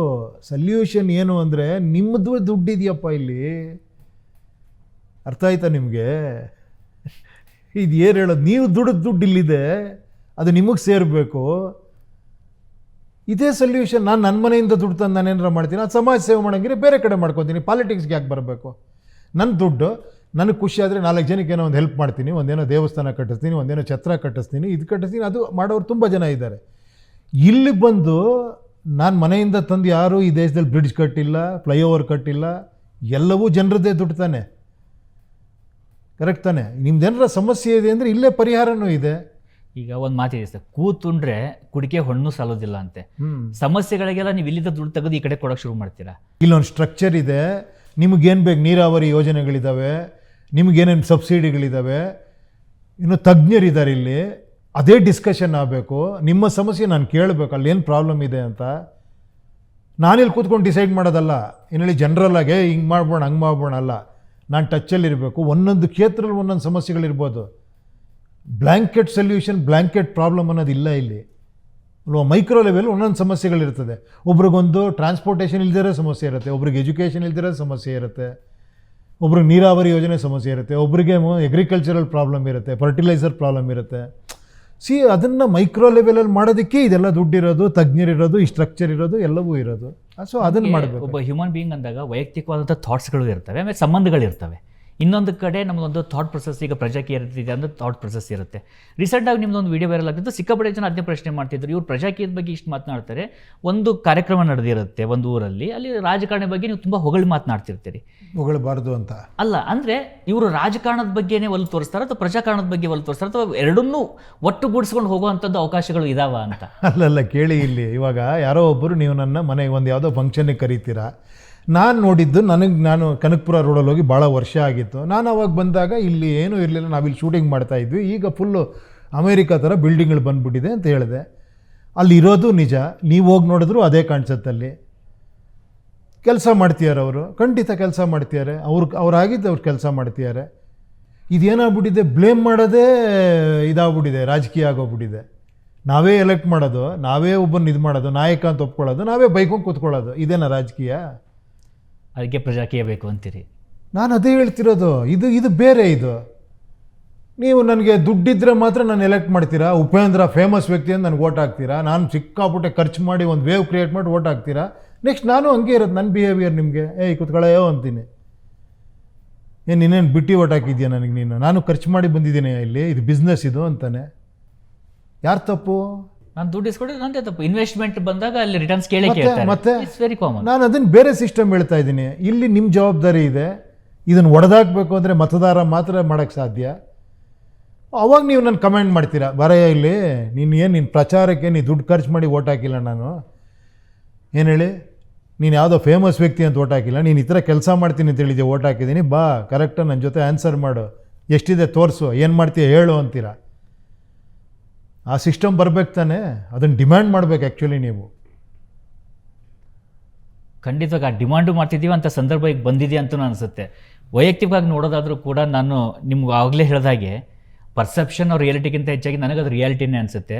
ನಾನೊಬ್ಬ ನಿರ್ದೇಶಕ ಉಪೇಂದ್ರನ ಇಷ್ಟಪಟ್ಟಿದ್ದೀನಿ, ಒಬ್ಬ ಫಿಲಾಸಫರ್ ಉಪೇಂದ್ರ ಇಷ್ಟಪಟ್ಟಿದ್ದೀನಿ, ಒಬ್ಬ ಥಿಂಕರ್ ಉಪೇಂದ್ರ ಇಷ್ಟಪಟ್ಟಿದ್ದೀನಿ. ಬಹುತೇಕವಾಗಿ ನಿಮ್ಮ ಥಾಟ್ ಪ್ರೊಸೆಸ್ಸು ಎಲ್ಲ ಜನರಿಗೂ ಕೂಡ ಈಗ ಈ ಪ್ರಜಾಕೀಯನೂ ಅಷ್ಟೇ ಆಗುತ್ತೆ ಅಂತ ಅನ್ಕೋತೀನಿ. ಅಂದರೆ ಒಂದು ಬದಲಾವಣೆಗಳಿಗೆ ಬರ್ತಾ ಇದ್ದಾಗ ನಾವು ಮುಂಚಿತವಾಗಿ ಸಿಕ್ಕಾಪಟ್ಟೆ ಡೌಟ್ಗಳನ್ನು ಮಾಡ್ತಾ ಕೂಡೋ ಬದಲು ಒಂದು ಬದಲಾವಣೆಯನ್ನು ಒಪ್ಪಿಕೊಂಡು ಅವಕಾಶಗಳಿರುತ್ತೆ. ಇಲ್ಲ ಸುಮ್ಮನೆ ಒಪ್ಕೊಳ್ಳಬೇಡಿ ನೋಡಿ, ಸುಮ್ಮನೆ ಡೌಟ್ ಪಡೋದು ತಪ್ಪು, ಸುಮ್ಮನೆ ಒಪ್ಕೊಳ್ಳೋದು ತಪ್ಪು. ನೀವು ಕೇಳಿ, ನಿಮಗೂ ದೇವರು ಬುದ್ಧಿಶಕ್ತಿ ಕೊಟ್ಟಿದ್ದಾನೆ, ಕರೆಕ್ಟ್ ಆಯಿತು, ಈ ಥರ ಬಂದರೆ ಚೆನ್ನಾಗಿರುತ್ತೆ. ಓಕೆ 100% ಆಗದೆ ಇರ್ಬೋದು, ಅಟ್ಲೀಸ್ಟ್ ಒಂದು 80% ಆದರೆ ನೆಕ್ಸ್ಟ್ 100% ಡಿಮ್ಯಾಂಡ್ ಮಾಡ್ಬೋದು. Let us try, not the same thing again. ಮತ್ತೆ ಅದೇ ಬೇಕು ಅಂದರೆ ಮತ್ತೆ ಅದೇ ಸಿಸ್ಟಮ್ ಬರುತ್ತೆ, ಅದೇ ಇದು ಬರುತ್ತೆ, ಆಮೇಲೆ ಅದನ್ನೇ ಬೈಕೊಂಡು ಕೂತಿರ್ಬೇಕು ನಾವು. ಕೊನೆಗೆ ಎಲ್ಲಿಗೆ ಹೋಗುತ್ತೆ? ನಾಳೆ ನಮ್ಮ ಮಕ್ಕಳ ಜೀವನ ಏನಾಗುತ್ತೆ, ಫ್ಯೂಚರ್ ಹೆಂಗೆ, ಎಲ್ಲರೂ ಯೋಚನೆ ಮಾಡಬೇಕು ಇದನ್ನು.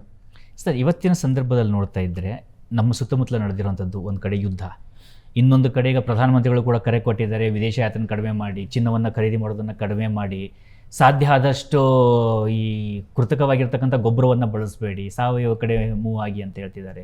ಯುದ್ಧಗಳು ನಿಲ್ಲೋ ಲಕ್ಷಣಗಳು ಕಾಣ್ತಿಲ್ಲ. ಈಗ ಲಾಸ್ಟ್ ಒಂದು 4-5 ವರ್ಷ ಅಂದರೆ ಕೋವಿಡ್ ನಂತರದಲ್ಲಿ ಏನೋ ಜಗತ್ತು ಸುಧಾರಿಸ್ತಾ ಇದೆ, ಒಂದು ಸ್ವಲ್ಪ ಹಣಕಾಸಿನ ವ್ಯವಸ್ಥೆ ಸುಧಾರಿಸ್ತಾ ಇದೆ ಅನ್ನುವಂಥ ಹಂತದಲ್ಲಿ ನೋಡಿದ್ವಿ. ಇವೆಲ್ಲ ಸಂದರ್ಭ ನೋಡ್ತಿದ್ರೆ ಮುಂದೆ ಯಾವ ಥರ ಚಾಲೆಂಜಸ್ಗಳು ಬರ್ಬೋದು ಅನಿಸುತ್ತೆ ನಿಮಗೆ? ಇಲ್ಲ, ನಿಮ್ಗೆ ತುಂಬಾ ಚಾಲೆಂಜಸ್ ಬರುತ್ತೆ. ಇವತ್ತು ನಾವು ಹುಷಾರಾಗಿಲ್ಲ ಅಂದ್ಕೊಳ್ಳಿ, ಮತ್ತೆ ನಾಳೆ ನನಗೆ ಏನು ಹೇಳಿ, ನಾನು ಹಿಂದಿನ ಎಕ್ಸ್ಪೀರಿಯನ್ಸ್ ಇಟ್ಕೊಂಡು ಇವತ್ತು ನಾನು ಕಲೀಲಿಲ್ಲ ಅಂದರೆ ಮತ್ತೆ ಹೇಗೆ ಸ್ಟಾರ್ಟಿಂಗ್ ಪಾಯಿಂಟಿಂದ ಹೇಳ್ತೀನಿ. ಹಿಂದೆ ಒಂದು ಎಕ್ಸ್ಪೀರಿಯನ್ಸ್ ಆಗಿದೆ, ಇವತ್ತು ನಾನು ಅದಕ್ಕೆ ಸ್ವಲ್ಪನಾರ ಕೆಲಸ ಮಾಡಬೇಕು, ಮುಂದೆ ಫ್ಯೂಚರ್ ಚೆನ್ನಾಗಿರುತ್ತೆ. ನಾನು ಎಕ್ಸ್ಪೀರಿಯನ್ಸ್ನೂ ನೆಗ್ಲೆಕ್ಟ್ ಮಾಡ್ತೀನಿ, ಮತ್ತೆ ರಿಪೀಟ್ ಮಾಡ್ತಾ ಇದ್ದೀನಿ, ಮತ್ತು ಈಗಲೂ ನಾನು ಮಾಡೋ ಕೆಲಸ ನಾನು ಮಾಡ್ತಾ ಇಲ್ಲ. ಫ್ಯೂಚರ್ ಬಗ್ಗೆ ನಾನು ಏನು ಹೇಳೋಕ್ಕೆ ಸಾಧ್ಯ? ಇನ್ನಷ್ಟು ಪ್ರಾಬ್ಲಮ್ ಆಗ್ತಾ ಹೋಗುತ್ತೆ. ಇದೇ ವಿಚಾರಗಳನ್ನ ನಾನು 10-15 ವರ್ಷದ ಬಗ್ಗೆ ಯೋಚನೆ ಮಾಡಬೇಕಾಗಿತ್ತು. ನಾವು ನಮ್ಮ ಎಕ್ಸ್ಪೋರ್ಟ್ಸ್ಗಳು ಏನೋ ಜಾಸ್ತಿ ಆಗಬೇಕು, ಇಂಪೋರ್ಟ್ಸ್ ಕಡಿಮೆ ಆಗಬೇಕು, ನಮ್ಮಲ್ಲಿ ಡೆಸ್ಟಿನೇಷನ್ ವೆಡ್ಡಿಂಗ್ ಆಗಬಾರ್ದು, ಇಲ್ಲಿ ವೆಡ್ಡಿಂಗ್ಗಳಾಗಬೇಕು, ನಮ್ಮ ಇದನ್ನು ನಾವು ಇಂಪ್ರೂವ್ ಮಾಡಬೇಕು, ಟೂರಿಸಮ್ ಜಾಸ್ತಿ ಆಗಬೇಕು, ಈ ಥರದ್ದೆಲ್ಲ ವಿಚಾರಗಳಿಗೆ ನಾವು ವೋಟ್ ಹಾಕಬೇಕು ಆ್ಯಕ್ಚುಲಿ. ಖಂಡಿತವಾಗಿ ಸರ್, ತುಂಬ ಸಾಕಷ್ಟು ನೀವು ಒಂದು ಥಾಟ್ ಪ್ರೊವೋಕಿಂಗ್. ಯಾಕಂದರೆ ನೀವೇ ಹೇಳಿದ ಹಾಗೆ ಯಾವುದನ್ನು ಕೂಡ ಸುಲಭವಾಗಿ ಒಪ್ಕೊಳ್ಬಾರ್ದು, ಪ್ರತಿಯೊಂದನ್ನು ಪರೀಕ್ಷಿಸಬೇಕು. ನನ್ನ ಆಧ್ಯಾತ್ಮ ಗುರುಗಳಿದ್ದರು, ಅವ್ರು ಹೇಳ್ತಿದ್ರು, ನೀವೊಬ್ಬ ಗುರು ಅಂತ ಒಪ್ಕೊಳ್ಬೇಕಾದ್ರೂ ಕೂಡ ಸುಮ್ಮನೆ ಒಪ್ಕೋಬೇಡ, ಎಷ್ಟು ಸಾಧ್ಯತೆ ಅಷ್ಟು ಪರೀಕ್ಷೆ ಮಾಡು, ಪರೀಕ್ಷೆ ಮಾಡ್ತಾನೇ ಇರು, ನಿನಗೆ ಸರಿ ಅನಿಸಿದ ಮೇಲೆ ಒಪ್ಪು. ಅದೇ ರೀತಿಯಾಗಿ ಒಂದು ಥಾಟ್ ಪ್ರೊಸೆಸ್ಗಳಿದ್ರೂ ಕೂಡ ನಾವು ಎಷ್ಟೇ ನಮಗೆ ಸರಿ ಅನಿಸುತ್ತೆ ಅನ್ಸೋಕ್ಕಿಂತ ಹೆಚ್ಚಾಗಿ ಅದನ್ನು ನಾವು ಪರೀಕ್ಷೆ ಮಾಡ್ತಾನೆ ಇರಬೇಕಾಗುತ್ತೆ. ಆ ಥಾಟ್ ಪ್ರೊಸೆಸ್ ಬಗ್ಗೆ ಅಲ್ಲ, ಇದರಲ್ಲಿ ಇನ್ನೊಂದು ತಪ್ಪಿದೆ ಕೇಳಿ. ನಿಮ್ಮನ್ನ ಬೇರೆಯವ್ರನ್ನ ಪರೀಕ್ಷೆ ನಾವು ಲೈಫೆಲ್ಲ ಮಾಡ್ತಾ ಇರ್ತೀವಿ, ನಮ್ಮನ್ನ ನಾವು ಪರೀಕ್ಷೆ ಮಾಡ್ಕೊಳ್ಳೋಂಥದ್ದು. ಸೊ ಇಲ್ಲಿ ನಮ್ಮನ್ನು ನಾವು ಪರೀಕ್ಷೆ ಮಾಡ್ಕೊಳ್ಳೋದು, ಯಾಕಂದರೆ ತಪ್ಪು ಮಾಡಿರೋದು ನಾವು ಅಂತ ನಾನು ಹೇಳ್ತಿರೋದು. ನಾನು ಬೇರೆಯವ್ರನ್ನ ಇದು ಮಾಡಿ ನೋಡಿ ಅವ್ರನ್ನ ಪರೀಕ್ಷೆ ಮಾಡಿ ಅಂದರೆ ನೀವು ಯಾರನ್ನ ನಂಬೋಕ್ಕೆ ಸಾಧ್ಯ ಇಲ್ಲ. ಅವಾಗ ಏನು ಹೇಳಿ, ಒಂದು ದೇವ್ರೊಂದು ಮಾಪನ ಕೊಟ್ಬಿಟ್ಟಿದ್ರೆ ಇವ್ರು ಹಾನೆಸ್ಟ್ ಅಂತ ಹಿಂಗೆ ಕುಯ್ ಅಂತಿದ್ರೆ ನಿಮ್ಮನ್ನು ಪರೀಕ್ಷೆ ಮಾಡಿಬಿಡ್ತಿದ್ದೆ. ಆ ಥರ ಇಲ್ಲ. ಫಸ್ಟ್ ಆಫ್ ಆಲ್ ನಾನು ಕರೆಕ್ಟ್ ಆಗಬೇಕು. ಏನು ಹೇಳಿ, ನಾನು ವೋಟಿಂಗ್ ಹಾಕ್ತೀನಿ, ಏನಕ್ಕೆ ಹಾಕ್ತೀನಿ ಅಂತ ಕರೆಕ್ಟ್ ಆಗಬೇಕು. ನಾನು ಇಂಡಿಪೆಂಡೆಂಟ್ ಆಗಬೇಕು. ನನ್ನ ಒಬ್ಬನ ಓಟಿಂದ ಏನೂ ಆಗಲ್ಲ, ನಾನು ಫಸ್ಟ್ ಮನೋಭಾವ ನನ್ನ ವೋಟು ನಾನು ಇದಕ್ಕೆ ಹಾಕೋದು, ನನಗಿದು ಸರಿ, ನನಗೆ ಕರೆಕ್ಟಾಗಿ ಅವ್ನು ಕೆಲಸ ಮಾಡಬೇಕು ಅನ್ನೋದಕ್ಕೆ ವೋಟ್ ಹಾಕಬೇಕು. ನನಗಾದರೆ 4 ಜನ ಚೇಂಜ್ ಮಾಡೋಕ್ಕೆ ಟ್ರೈ ಮಾಡಬೇಕು, ಹೇಳಬೇಕು. ಕರೆಕ್ಟ್ ಅಲ್ವಾ? ನಾನು ಇನ್ಫ್ಲೂಯೆನ್ಸ್ ಆಗ್ಬಿಟ್ಟೆ ಅಂದ್ಕೊಳ್ಳಿ, ಆ ಇನ್ಫ್ಲೂಯೆನ್ಸ್ ಆಗ್ತಿರೋದ್ರಿಂದನೇ ಇಷ್ಟೆಲ್ಲ ಆಗ್ತಾ ಇರೋದು.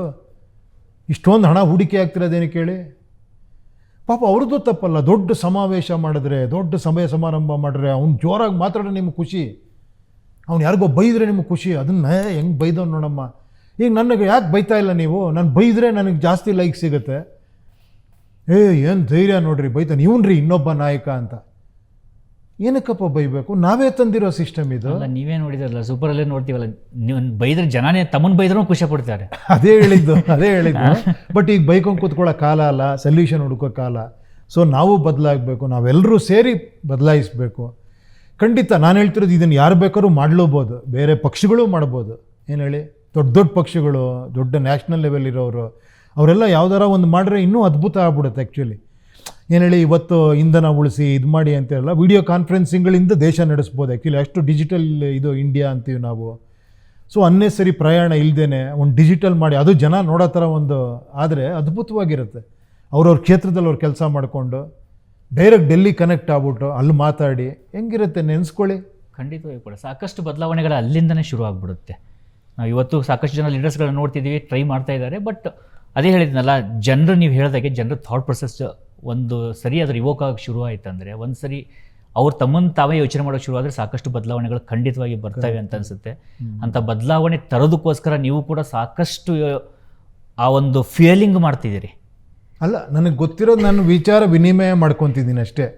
ನಾನು I am also discussing with people. ಅದಕ್ಕೆ ನಾನು ಜಾಸ್ತಿ ಕ್ವಶನ್ ಯಾಕೆ ಕೇಳ್ತೀನಿ ಅಂದರೆ, ಮೇ ಬಿ ನಾನೆಲ್ಲರ ತಪ್ಪಿದ್ರೆ ಸರಿ ಮಾಡ್ಕೊಳ್ಳೋಣ, ಅಂತೂ ನೀವು ನಿಂತ್ಕೊಳ್ರಿ, ನೀವು ಮಾಡಿರಿ, ಕರೆಕ್ಟ್ ಹೌದು ಅನ್ನಿಸ್ತವ್ದು, ನಾನು ಮಾಡಬೇಕು. ನಾನು ಕೆಲಸ ನಾನು ಮಾಡ್ತೀನಿ, 100% ಮಾಡ್ತೀನಿ. ನೀವು ನಾನು ನಿಂತ್ಕೊಳ್ಳಿ ಅಂದರೂ ನಿಂತ್ಕೊತೀನಿ ಎಲೆಕ್ಷನ್ಗೆ. ಬಟ್ ನನಗೂ ಒಂದು ಕಾನ್ಫಿಡೆನ್ಸ್ ಬರಬೇಕು, ನೀವು ಗೆಲ್ತೀರಾ ಅಂತ. ಏನು ಹೇಳಿ, ಮತ್ತೆ ನನ್ನ ಗೆಲ್ಸೋಕೆ ಹೋಗ್ತೀರಾ ಅಂದರೆ ನಾನು ನಿಂತ್ಕೊಳ್ಳಲ್ಲ. ಏನು ಹೇಳಿ, ಮತವನ್ನು ಹಾಕೋದ್ರ ಮೂಲಕವಾಗಿ ನೀವು ಗೆಲ್ಲಿ ಅಂತ ಅಲ್ಲ, ಮತವನ್ನು ಹಾಕೋದು ಮಾತ್ರ ನೀವು ಗೆಲ್ಲಲ್ಲ. ಇದುವರೆಗೂ ಮತನ ಹಾಕಿ ಬೇರೆಯವ್ರನ್ನ ಗೆಲ್ಸಿದ್ದೀರಾ. ಮತ ಹಾಕಿದ್ರ ಮೇಲೆ ನೀವು ಜವಾಬ್ದಾರಿ ತಗೊಳ್ಳೇಬೇಕು. ಆಮೇಲೆ ಆ ಥರ ಒಂದು ಸಿಸ್ಟಮ್ ರೆಡಿ ಮಾಡೋದಕ್ಕೆ ನೀವು ಮತ ಹಾಕಬೇಕು. ನನಗೆ ಕಂಡೀಷನ್ ಹಾಕ್ಲೇಬೇಕು. ನೀವು ಹೇಳ್ತಿರೋದು ಮಾಡಬೇಕಷ್ಟೇ. ಅರ್ಥ ಆಯ್ತಾ? ನಾಳೆ ಗೀಸನ್ ಕೊಡಬೇಡಿ, ಟ್ರೈ ಮಾಡಿ, ಅಕಸ್ಮಾತ್ ತಪ್ಪಾಗಲಿ ಪರವಾಗಿಲ್ಲ, ಇನ್ನೊಂದು ಚಾನ್ಸ್ ಕೊಡ್ತೀನಿ ನಿಮಗೆ. ಬಟ್ ಇದೇ ಮಾಡಬೇಕು. ನೀವು ನನ್ನ ಟಚ್ಚಲ್ಲಿ ಇರಬೇಕು. ನೀವು ಈ ಎಲೆಕ್ಷನ್ಗೆ ಮುಂಚೆ ಬನ್ನಿ ಅಂತೀರಾ, ಎಲೆಕ್ಷನ್ ಆದ್ರ ಮೇಲೆ ಬರಬೇಕು. ಆ್ಯಕ್ಚುಲಿ ನಿಜ ಹೇಳಬೇಕು ಅಂದರೆ ಈಗ ಏನಾಗ್ಬಿಟ್ಟಿದೆ, ಎಲೆಕ್ಷನ್ ಮುಂಚೆ ಬನ್ನಿರಿ ಓಟ್ ಹಾಕ್ತೀವಿ, ನೀವು ಬರಲೇ ಇಲ್ಲ, ನಾವೇನಕ್ಕೆ ಓಟ್ ಹಾಕಬೇಕು ಅಂತ. ಎಲೆಕ್ಷನ್ ಆದಮೇಲೆ 5 ವರ್ಷ ಕೇಳಲ್ಲ ಬಿಡಿ, ಬರದೇ ಇದ್ದರೆ ಬೈಕೊಂಡಿರ್ತೀವಿ. ನೀನು ಬರಲೇಬೇಡ ನನಗೆ. ಎಲೆಕ್ಷನ್ ಆದಮೇಲೆ ಪ್ರತಿ ತಿಂಗಳು ಒಂದು ಸತಿ ಬರಬೇಕು. ನೀನು ಪ್ರತಿ 6 ತಿಂಗಳು ಒಂದು ಸತಿ ನಂಗೆ ವರದಿ ಕೊಡಬೇಕು. ಏನೇ ಪ್ರಾಬ್ಲಮ್ ಆದರೂ ನೀನು ಇಮಿಡಿಯೇಟಾಗಿ ಬರಬೇಕು. ಇಲ್ಲಿ ಈ ಥರ ಕಂಡೀಷನ್ಗಳಾಗಬೇಕು ನಮ್ಮ ವರ್ಕರ್ಸ್ಗೆ, ಸೇವಕರಿಗೆ. ಖಂಡಿತವಾಗಿ ಅಂಥ ಒಂದು ಸಂದರ್ಭ ಬರುವಂಥ ಸಾಧ್ಯತೆಗಳು, ಲಕ್ಷಣಗಳು ಕಾಣಿಸ್ತಾ ಇದ್ದಾವೆ ಅಂತಲೂ ಅನಿಸುತ್ತೆ. ಯಾಕಂದರೆ ಸಾಕಷ್ಟು ಕಡೆ ಬದಲಾವಣೆ ಬೇಕು, ಬದಲಾವಣೆ ಜಗದ ನಿಯಮ. ಆ ನಿಯಮದ ಪಾತ್ರವಾಗಿ ನಾವು ಇದ್ದೀವಿ, ನೀವು ದೊಡ್ಡ ಪಾತ್ರವನ್ನು ವಹಿಸ್ತಾ ಇದ್ದೀರಿ. ದೊಡ್ಡದು ಚಿಕ್ಕದೇನಿಲ್ಲ, ನೀವೊಂದು ಪಾತ್ರವನ್ನು ವಹಿಸ್ತಾ ಇದ್ದೀರಿ. ನಾನೊಂದು ಪಾತ್ರ ವಹಿಸ್ತಿದ್ದೀನಿ, ನೀವೊಂದು ಪಾತ್ರ. ಇವಾಗ ನೀವು ಹೋಗ್ಬಿಟ್ಟು 4 ಜನಕ್ಕೆ ಇದನ್ನು ಹೇಳಿದ್ರಿ ಅಂದ್ಕೊಳ್ಳಿ, ಅದು ದೊಡ್ಡ ಪಾತ್ರ ಆಗುತ್ತೆ, ನನಗಿಂತ ಜಾಸ್ತಿ ಆಗುತ್ತೆ. ನಾನು 10 ಕಡೆ ಮಾತಾಡ್ತೀನಿ, ನೀವು ಮಾತಾಡೋದು ಸಿಕ್ಕಾಪಟ್ಟೆ ಎಫೆಕ್ಟಿವ್. ಅದು ಖಂಡಿತವಾಗಿ. ಏನು ಹೇಳಿ, ನೋಡ್ರಿ ಯಾರೋ ಹುಡುಗರು ಮಾಡ್ತಾ ಇದ್ದಾರೆ ನೋಡ್ರಿ, ಅವ್ರು 4 ಜನಕ್ಕೆ ಹೇಳ್ತೀಯಾರ ನೋಡ್ರಿ ಅನ್ನೋದು ತುಂಬ ದೊಡ್ಡ ವಿಷಯ. ಯಾಕಂದ್ರೆ ಅದು ಪ್ರಜಾಕಿ ಇದೆಲ್ಲ ಆಗಬೇಕು. ರಾಜ ಮಾತಾಡೋದಲ್ಲ, ಪ್ರಜೆಗಳು ಮಾತಾಡಬೇಕು. ಖಂಡಿತವಾಗಿಯೂ ಸರ್, ಪ್ರಜೆಗಳು ಮಾತನಾಡುವಂಥ ಸಂದರ್ಭ ಬಂದಿದೆ ಅಂತಲೂ ಅನ್ಕೋತೀನಿ. ನನ್ನ ಸಂದರ್ಶನದ ಕೊನೆ ಹಂತಕ್ಕೆ ಬರ್ತಿದ್ದೀನಿ. ನೀವು ಹೇಳಿ, ಈಗ ನಮ್ಮ ವೀಕ್ಷಕರಿಗೆ ಏನು ಹೇಳ್ತೀರಿ? ನಿಮಗೇನು ಅನ್ನಿಸ್ತು? ಹೇಗೆ ಇಲ್ಲಿಯ ಒಂದು ಪರಾಮರ್ಶೆ ಮಾಡೋದಾದ್ರೆ ಹೇಗೆ ಮಾಡ್ತೀರಿ ನೀವು? ಇಲ್ಲಪ್ಪ, ನೀವು ತುಂಬ ಡೀಪಾಗಿ ಯೋಚನೆ ಮಾಡ್ತೀರಾ, ತುಂಬ ಸಂತೋಷ ಆಯಿತು. ನೀವೊಂದು ಸಿನಿಮಾನೂ ಕೂಡ ಅಷ್ಟು ಡೆಪ್ತಲ್ಲಿ ಹೋಗಿ ನೋಡ್ತೀರಾ. ಈ ಇಂಟರ್ವ್ಯೂನೂ ಕೂಡ ಭಾಳ ಡೆಪ್ತಲ್ಲಿ ಕೇಳಿದ್ರಿ, ಭಾಳ ಬೇಗ ಕನ್ವಿನ್ಸ್ ಆದ್ರಿ. ಏನು ಹೇಳಿ, ಆಮೇಲೆ ಅದನ್ನು ಕ್ವಶನ್ ಮಾಡ್ಕೊಂಡು ಕನ್ವಿನ್ಸ್ ಆದ್ರಿ. ಆಮೇಲೆ ಕೊನೆಯದ ನೀವು ಹೇಳಿದ್ದು ಭಾಳ ಖುಷಿ ಆಯಿತು. ನಾನು ಮಾಡಬೇಕು ಅನ್ನೋದು ಭಾಳ ಮುಖ್ಯ ಅಂದ್ರಲ್ಲ, ಇದು ಆ ಥರ ಪ್ರತಿಯೊಬ್ಬರು ನನ್ನ ಕೆಲಸ ನನ್ನ ಕೈಲಾದಷ್ಟು ಮಾಡಬೇಕಾದ ಖುಷಿ ಹೇಳಿದ್ದು ತುಂಬ ಖುಷಿ ಆಯಿತು. ಇದನ್ನು ನೋಡ್ತಿರೋರ್ಗೂ ಇದನ್ನೇ ರಿಕ್ವೆಸ್ಟ್ ಮಾಡ್ಕೊತೀನಿ. ಬದಲಾವಣೆ ಬೇಕು ಅಂತ ಬರೀ ಹೇಳೋದಲ್ಲ, ಬದಲಾವಣೆಗೆ ನನ್ನ ಪ್ರಯತ್ನವೂ ಇರಬೇಕು. ಆಮೇಲೆ ಬರೀ ಮುಖ್ಯಮಂತ್ರಿ ಬದಲಾವಣೆ ಆಗಲಿ, ಪಕ್ಷ ಬದಲಾವಣೆ ಆಗಲಿ ಆಗಬಾರ್ದು. ಸಂಪೂರ್ಣ ಬದಲಾವಣೆಗೆ ಮೊದಲು ನಾನು ಬದಲಾವಣೆ ಆಗಬೇಕು. ಇಡೀ ಈ ಸಿಸ್ಟಮ್ನೇ ಬದಲಾವಣೆ ಆಗ್ಬಿಡೋದು ನಾನು ಬದಲಾವಣೆ ಆದರೆ. ಅದನ್ನು ಹೇಳೋಕ್ಕೆ ಇಷ್ಟಪಡ್ತೀನಿ ಅಷ್ಟೇ. ಖಂಡಿತವಾಗಿ ಸರ್. ವೀಕ್ಷಕರೇ, ನೋಡಿದ್ರಲ್ಲ, ಒಂದು ಬದಲಾವಣೆಯ ಪರ್ವಕ್ಕೆ ಸಂಬಂಧಪಟ್ಟ ಹಾಗೆ ಒಂದು ಥಾಟ್ ಪ್ರೊಸೆಸ್ ಶುರುವಾಗಿದೆ. ಆ ಥಾಟ್ ಪ್ರೊಸೆಸ್ಸನ್ನು ನೀವು ನಿಮ್ಮ ಥಾಟ್ ಪ್ರೊಸೆಸ್ಸಲ್ಲಿ ಸೇರಿಸ್ಕೊಳ್ಳಿ, ಯೋಚನೆ ಮಾಡಿ. ನಿಮಗೆ ಹೇಗೆ ಬದಲಾವಣೆ ಬೇಕು ಅನಿಸುತ್ತೆ, ನೀವು ಅದರ ಬಗ್ಗೆ ಪರಾಮರ್ಶೆಯನ್ನು ಮಾಡ್ತೀರಿ. ಮತ್ತು ಇದೇ ರೀತಿಯಾದಂಥ ಸಾಧಕರ ಜೊತೆಯಲ್ಲಿ ಈ ಒಂದು ಪಾಸಿಟಿವ್ ಪಲ್ಸ್ ಅಂತಕ್ಕಂಥ ಚರ್ಚೆ ಕಾರ್ಯಕ್ರಮ ಮುಂದುವರಿತಿರುತ್ತೆ. ಇದೇ ರೀತಿಯಾಗಿ ನೋಡ್ತೀರಿ ಸುವರ್ಣ ನ್ಯೂಸ್, ನೇರ, ದಿಟ್ಟ, ನಿರಂತರ.